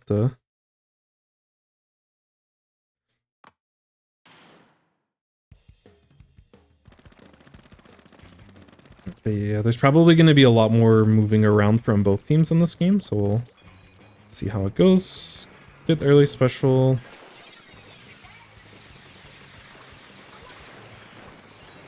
That was a good booyah.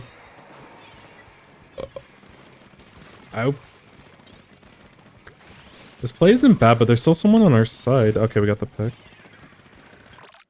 So when we take control of mid, I probably would have flanked the person on the left. So in this spot, I'm probably helping clean up this person. Would be my goal. If we were playing against, so like, let's say they had an E-leader in this kind of game. If they had a backliner that's really annoying for us to deal with, I'm more okay with us taking this type of aggressive approach and getting to that backliner. I'm actually more okay in this kind of scenario. But because they don't really have a backliner that we have to worry about, it's more important to help clean this up than take this space, in my opinion. That's what I would prioritize. But I could totally see this play if this was the last game and they had an E-leader sitting somewhere and we can get to them. I would take this risk that you're taking.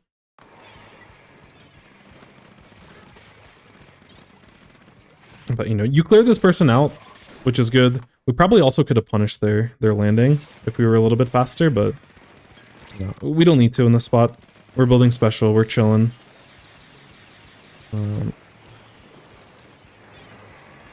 We're using all of our specials very aggressively. As a golden arrow spray, you can paint for specials fast, but we use like 3 specials here. I don't know if we needed, just, you know, we can't coordinate with our team in this environment, but I'd be a little bit concerned with us doing all this. We had the range versus them, so I shouldn't worry. Gotcha. Yeah, I think that's fair, but I also just, I'd rather just help clean up the fight that's in front of us, because we, like, once we have extra numbers, which we should have extra numbers from that, because they don't, like, the like you said, your teammate should be able to back up from Luna, but you should also be able to get that pick pretty quick. And then as a team, you can like take that fight. But there's a chance that things don't go exactly as planned, and you know, people make mistakes and everything. Yeah, I don't think this buoy is bad. I'm just scared that we just use 3 specials. We still have crab, but I'm scared that we're not gonna have like us using specials in this spot gives the enemy team a special advantage. Cause like the thinking behind the booyah bomb is like good, but we booyah'd with missiles and then we're looking for an inkjet after. And I'm just scared that we use 3 specials when we're already chilling in this area. So after we use these specials, like we don't get to gain a lot of space from this kind of interaction. Like we do stall them, but we can stall them without having to use all those specials. And at some point, they're probably going to get specials before us. And I'm a little bit concerned that they're going to have a special advantage over us and they can actually retake the zone because of that. We'll see how it plays out. But yeah, if I use Booyah Bomb here, one thing I would check for, which is kind of opposite of what you're trying to accomplish here, and this is probably something that your Splash would be doing anyways, but they already have a special. But if I'm you in this spot, I'm assuming that your team's just going to kind of hold them off. I would move back and get this paint. I would paint for my special. You probably like I wouldn't go into here, but I don't know how much special you need, but I would use this area to get my special so that we have another Booyah Bomb ready for all of this. But if we just use 3 specials, it's like, okay, we want to like move forward and take space, but we need specials when the enemy team's ready to retake, and we don't have a lot that we can paint as a golden arrow spray. But again, we'll see how you play it. You can also, like, this is an opportunity for you to take this top left area, which they can't really do too much with their comp, but I'm interested to see what you do after taking all this space and committing 3 specials, because there isn't a whole lot, in my opinion. Nice. Very scary, but nice. Also, this flank. That's tough. That's gold arrow spray moment. That's nothing you can do in that kind of situation.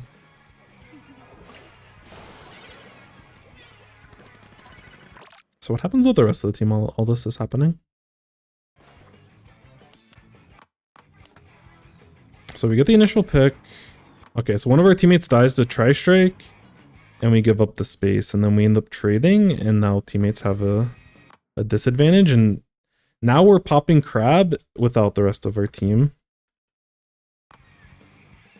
And like the trade that you got wasn't bad, but the rest of our team is struggling to hold. Nice play by Ryan Noob. I'm assuming that's Ryan Noob. Nice play by Engage Ryan. And they just did the aerospray tech. Unfortunate. We should be able to hold overall though. I probably jumped into my teammates here, but I can also understand you wanting to paint for special when you get back into mid. So again, it's a little bit of a playstyle preference of do you value getting like playing the game or getting a special? And I'll leave that judgment up to the player.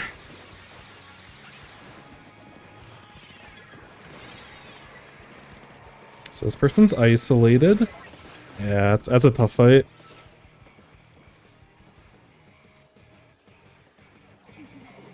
Teammates clean it up. Again, I'd probably jump to my teammates so that we can get more value out of their specials. But Booyah Bomb does have value. Yo, what's up, Squid Kid? Is there a line? There's a little bit of a line. This is the last review we're gonna do for today because I gotta go after this. But anything that gets submitted for like basically for the next at least 2 or 3 days, it'll definitely get done this week.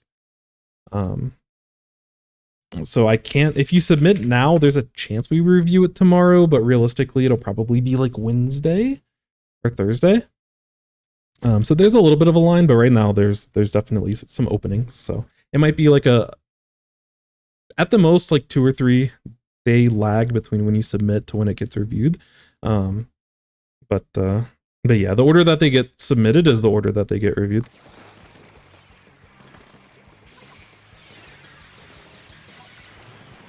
Okay. Nice, and you get the pick on that. All right, we're chilling. So now we need to get another special, which should be no problem at all for us. Yeah, I'm not sure why our teammates are missing as fast as they are.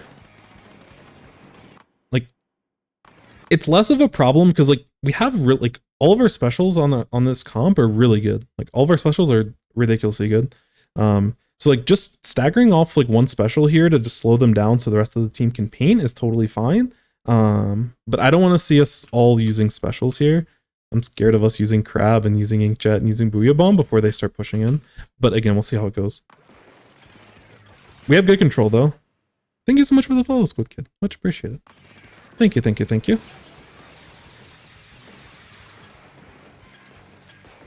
Because yeah, we use 2 specials here and like we should get picks. Yeah, we use all of our specials. I'm just scared that we're not going to have enough time to get like that we give them an opportunity to play the game. And again, like we want to be up here, but we also need Booyah Bomb probably. It's not the worst thing in the world to like make sure all of this is painted, but I don't think this gives us Booyah Bomb, so it's tough. I think the way you're playing it right now is totally fine. I just don't like that as a team we use all of our specials. And yeah, you're going back and getting the paint. They didn't get the cheese. We got the hold. That's so unlucky. That's so unlucky. We hate to see it. That's really, really unfortunate. But we should be close to specials. But that's just the problem I've seen with this game so far. Dang.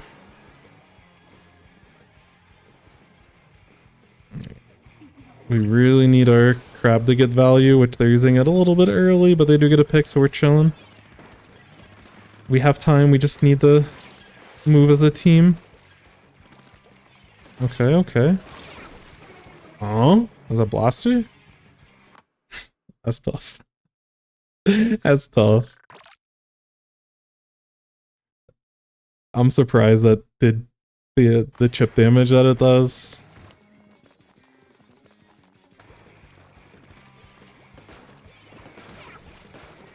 That's tough.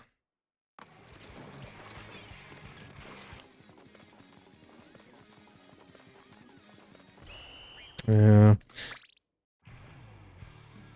But I don't know. I like obviously like the position like your routing and like where you're trying to go. I really like your overall game plan and like what you're trying to do, I think is good. A couple of things I would consider. One of them would be, so I would say like value, I'm going to say value versus threat. Should I give myself more space? I'm still not going to be able to. Value versus the threat. So, and this goes from like both teams, but I think the biggest thing from both of these games was special usage. And as a golden arrow spray, you can farm your specials very quickly. So I'm a little bit okay with gold arrow spray specifically. Thank you for the hydrate, Celeste. I don't blame you being a lot more liberal with your Booyah Bomb throws. I would just be a little bit careful. Because on a map like this, your team has like 4 specials and you basically painted all of mid. So after you use Booyah Bomb and yes, you get picks, like all your Booyah Bombs are generally pretty good. I think you got net positive value from basically all of them. Except for that one when the hammer was sitting over here, I'd probably opt to make sure this hammer person goes down, but I thought you were going to maybe hit it on the corner, so it might have been a missed input. Or like just the throw didn't hit where we thought it was going to hit. But either way, outside of that, I think your Booyah Bombs are generally like very good. But the thing that we have to consider about all of it is that once we use our special and we have all of this paint control, the only way that we're going to get special back is jumping back in painting everything, which obviously we never want to do. If we have mid control, we're never jumping back, or we have to like fight them up here just for the potential of getting a special. And it puts our team in an awkward situation. Like, yes, we got picks and we got picks and we're stalling zone that we have control of with our specials, but consistently, which again, like the rest of our, like part of it is your responsibility, but part of it's also the responsibility of the rest of your team. We're using our specials to like have a good time and like spawn, like effectively spawn kill them as they're trying to get out of their base. When there isn't a lot of value in getting those picks. Like these picks over here, this pick over here, like inkjetting into their spawn and getting picks gives us basically no value unless we're like about to win, you know. But like eventually that inkjet's gonna run out, and you know, whether they're sitting back here, they jump back, or they respawn in, like regardless of that scenario, they're gonna be able to get specials before us because we've run out of options to get paint. Sprinkler, yeah. If Sprinkler could paint for our special, then I'd be way, like if it could paint our special fully, I'd be way okay with the situation. But obviously, it's not going to get us the full special in this kind of scenario. But that's like all of the retakes happened because we as a team we overused our specials and we were pushing a little bit too far. Only takes 3 sprinklers, I guess. But the problem with that is, you know, they can potentially break sprinklers even if we throw them in like weird spots. And also they're like, the biggest part is like you're starting at 0% special and they're sitting anywhere between like 30 to 50%. And just generally as they move forward, even if you can technically get sprinklers or use sprinkler to help get special, they're gonna get it faster. And that timing window is like the biggest issue. Again, I would be okay with you using that initial Booyah Bomb to like get them off of this area if it wasn't being accompanied, like if we didn't use missiles before and we didn't follow it up with the crab or we didn't follow it up with the inkjet, but like we got way too happy with the kill frenzy and we forgot about the bigger picture here. But yeah, again, when you have 4 specials and you're that far ahead, I'm okay using one of the specials a little bit faster. We just can't all commit to it. And because we can't play, like we can't determine what the rest of our teammates are going to do because we're not talking to them. We don't know when they're going to use their special. So unless I see a really important opportunity for us to use our Booyah Bomb, I would probably be a little bit more careful about using it just because I don't trust that these people aren't going to do what they did and just start popping stuff and going crazy. Flush shots out. Fair. And, you know, in the first game when they had E-Leader sitting up here, just let them sit here. Y'all did a beautiful job of playing back here, and we're chilling. Like, we don't need to take this person out because this person has to drop in order for them to take zone. And then when we start going really far over here, like, yes, we get a lot of value, but in the grand scheme of things, like, the rest of their team can just, you know, like, we got our picks and they still, like, pushed through and, like, took zone back. So, yeah, I don't know. Overall, I thought that we played this, like, we played both of these games pretty well, but we really saw the struggle of not having specials. And, like, you get value by threatening a Booyah Bomb. Like, if your team has 4 specials, this team does not want to push into a team that has, you know, all their specials. Because they know at any point, if they start zipcastering or if they start tri-striking or whatever the case, if they hammer, like, we have something to be able to counter them. So I would be a little bit more hesitant on actually throwing and using and committing. Like, we're committing our stuff a little bit too quickly. I think it's kind of the biggest thing. Like, we had 2 quick KOs. If we slow it down a little bit, and again, this goes for you, it also goes for everyone else on your team. We just needed like 2 specials. We had 4. We only need like 2 specials. But we tried to like just get a little bit too crazy and just understanding like what is like minimal amount of control to get win. And against their comp, we give, like, E-Leader can have this for free. We don't need to contest that. We don't need to push them. You know, if their team's trying to push in, instead of, like, if you held your Booyah Bomb for this play and we were able to stop them when the rest of their team's trying to push in, I'm more okay with that.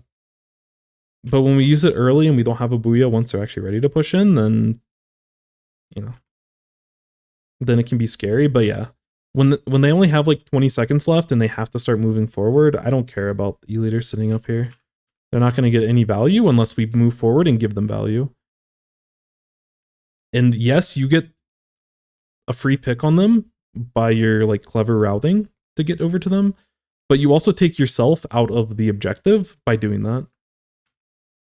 So like you go, like it's a weird concept, but because there's not a lot of it, and some of this is due to the lack of like this small window of time, but like you pushing them and getting the pick on the leader in that previous game up here, whether you get this pick or the leader snipes you over here, it's effectively the same thing. It's still going to basically be a 3v3 until the rest of the game. And we just want to be a little bit mindful of that. Y'all, unironically, y'all were winning too hard. And if you win too hard on these maps, especially because they're so small, you actually run out of paint.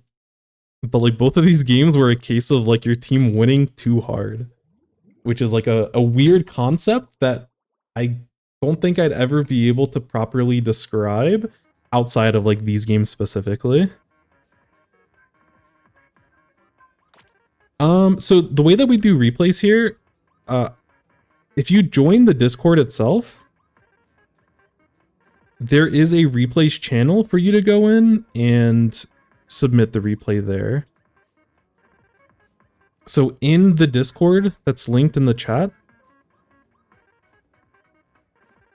I can talk bad about Trig. No, I want to celebrate Trig. Trig played in low ink and I was so happy. It was so fun to watch. Trig got to play on stream and I was so like excited for them. They did well though, they did well.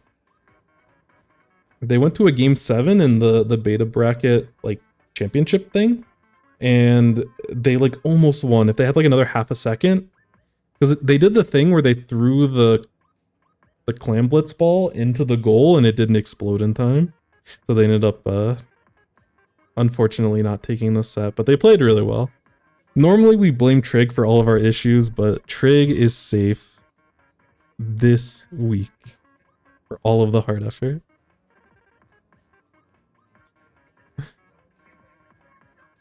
You want to recon it? I wanted to point something out.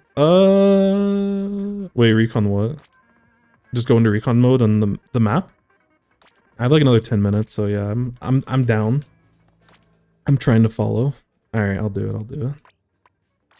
I don't know if I need to be gold arrow spray, but we'll do it for the funsies. Also, are people using the new? I guess technically it'd be the old. Which plaza is everyone using? Because it's faster to recon mode in this plaza, so I've just stayed in this plaza. But I don't know how many people use this one versus the old one. The original? Fair. I think the original one's like more expansive and cooler, but like practically I like this one because you can just get to everything very quickly.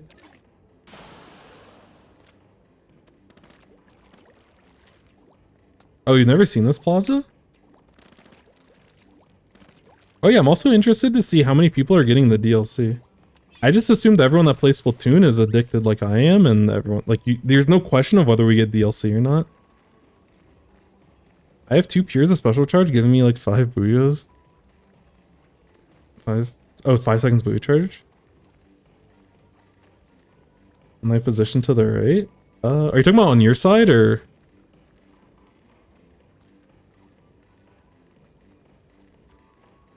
Are you talking about like over here? Or are you talking about over here? Or are you talking about over here? Sorry. Right where I'm standing? Okay. A little bit more. So like down in this area? Sorry, there's a lot of lines and stuff that make this a lot more cryptic than it needs to be. Wait, they're not like painting out this way? Oh, so like this right like alleyway? Like over here? Because I saw you going for the special charge quite a bit. Like in this area? Yeah, gotcha. Yeah, and you were able to get special super fast with this. But this goes...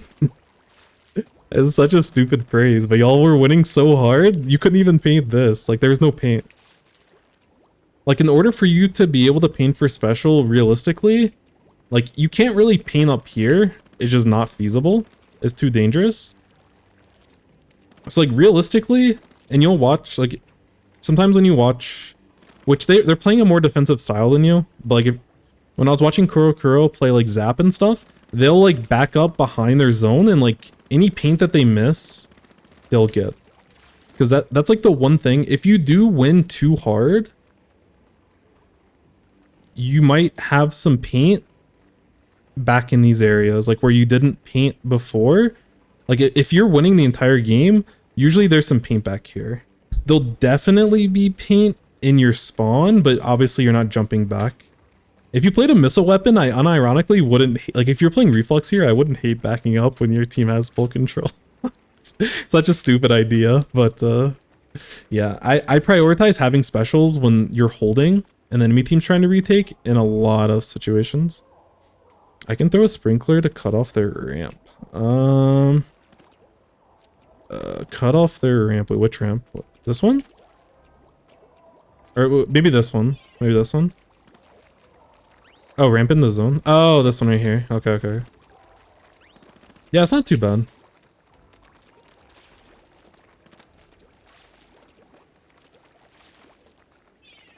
Yeah, I need to learn a lot more about sprinklers. I don't get a lot of...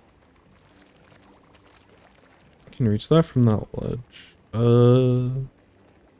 Decide how I won the booyah? Gotcha.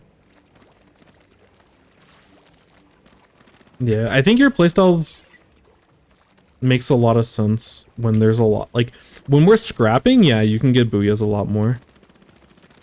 But when our team starts taking a lot of the map, we have to be a little bit more precious with our booyah bombs. But I'm shooting the block where they camped us.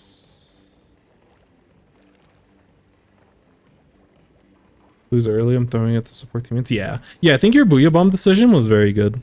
Basically always. I wouldn't have taken the 1v1 against the hammer. Go back to this ledge.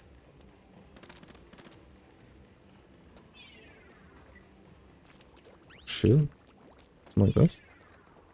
Huh? Behind? Oh.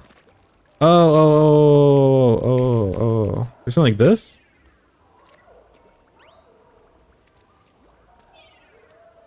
I'm a silly goose. Okay. Thank you, Celeste. Oh, I see. Yeah, you have a lot of options. Yeah. Yeah, that makes sense. Yeah, one really important concept in Splatoon, like you're mentioning and demonstrating here, is the idea of like just flexibility, and like being as central as possible opens up flexibility. Sometimes you want to go for the flank routes, but you know, booyah bombing here allows, yeah, a lot of chances for you. Like there's a lot of ways that you can use this to get value. Because like there were some spots where you would get booyah like at this point, but then yeah, you would reposition to actually use it up here, which is a lot better because it gives you those types of options. I see. That's a cool use of sprinkler. Not to cut it off as fast as I am, but I do have to go soon. I am getting hungry. My wife is probably getting hungry.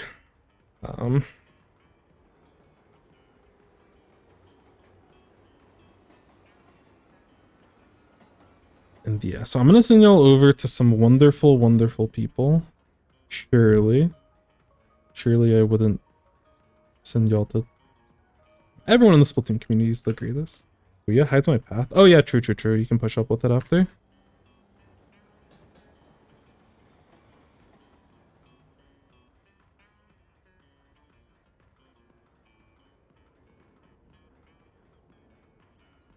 Punish the snipers? Oh, I see, I see. Alright, oh yeah, Popgun's doing something. Let's go raid Popgun. Popgun's gonna go over lowing stuff, and there was a lot of you that did some awesome things in lowing. Let's go, let's go. Popgun's great. I think Popgun raided us once, so. Yeah, no problem. That was really good, like, gameplay, and I appreciate talking through your ideas. See you, Celeste. Take care, everyone. Drink water. Be kind to each other. What else is there? Eat food, like I'm about to do. Get sleep. Not the worst player. Yeah, I think you're a polarizing figure that people are. I think people get a different impression because of other things outside of the game. Yeah, but you know, hey, I appreciate the conversation here. That's all that I can ask for, both with yourself, Putz, as well as everyone else here. Always love the convo, always love learning from you all, and hopefully you all enjoy the low ink recap from Popgun, because that's where we're going. So take care. Well, appreciate it. And I don't know how to end, so I'm just gonna hit the raid now button and we're gonna go bye-bye. So what a segue.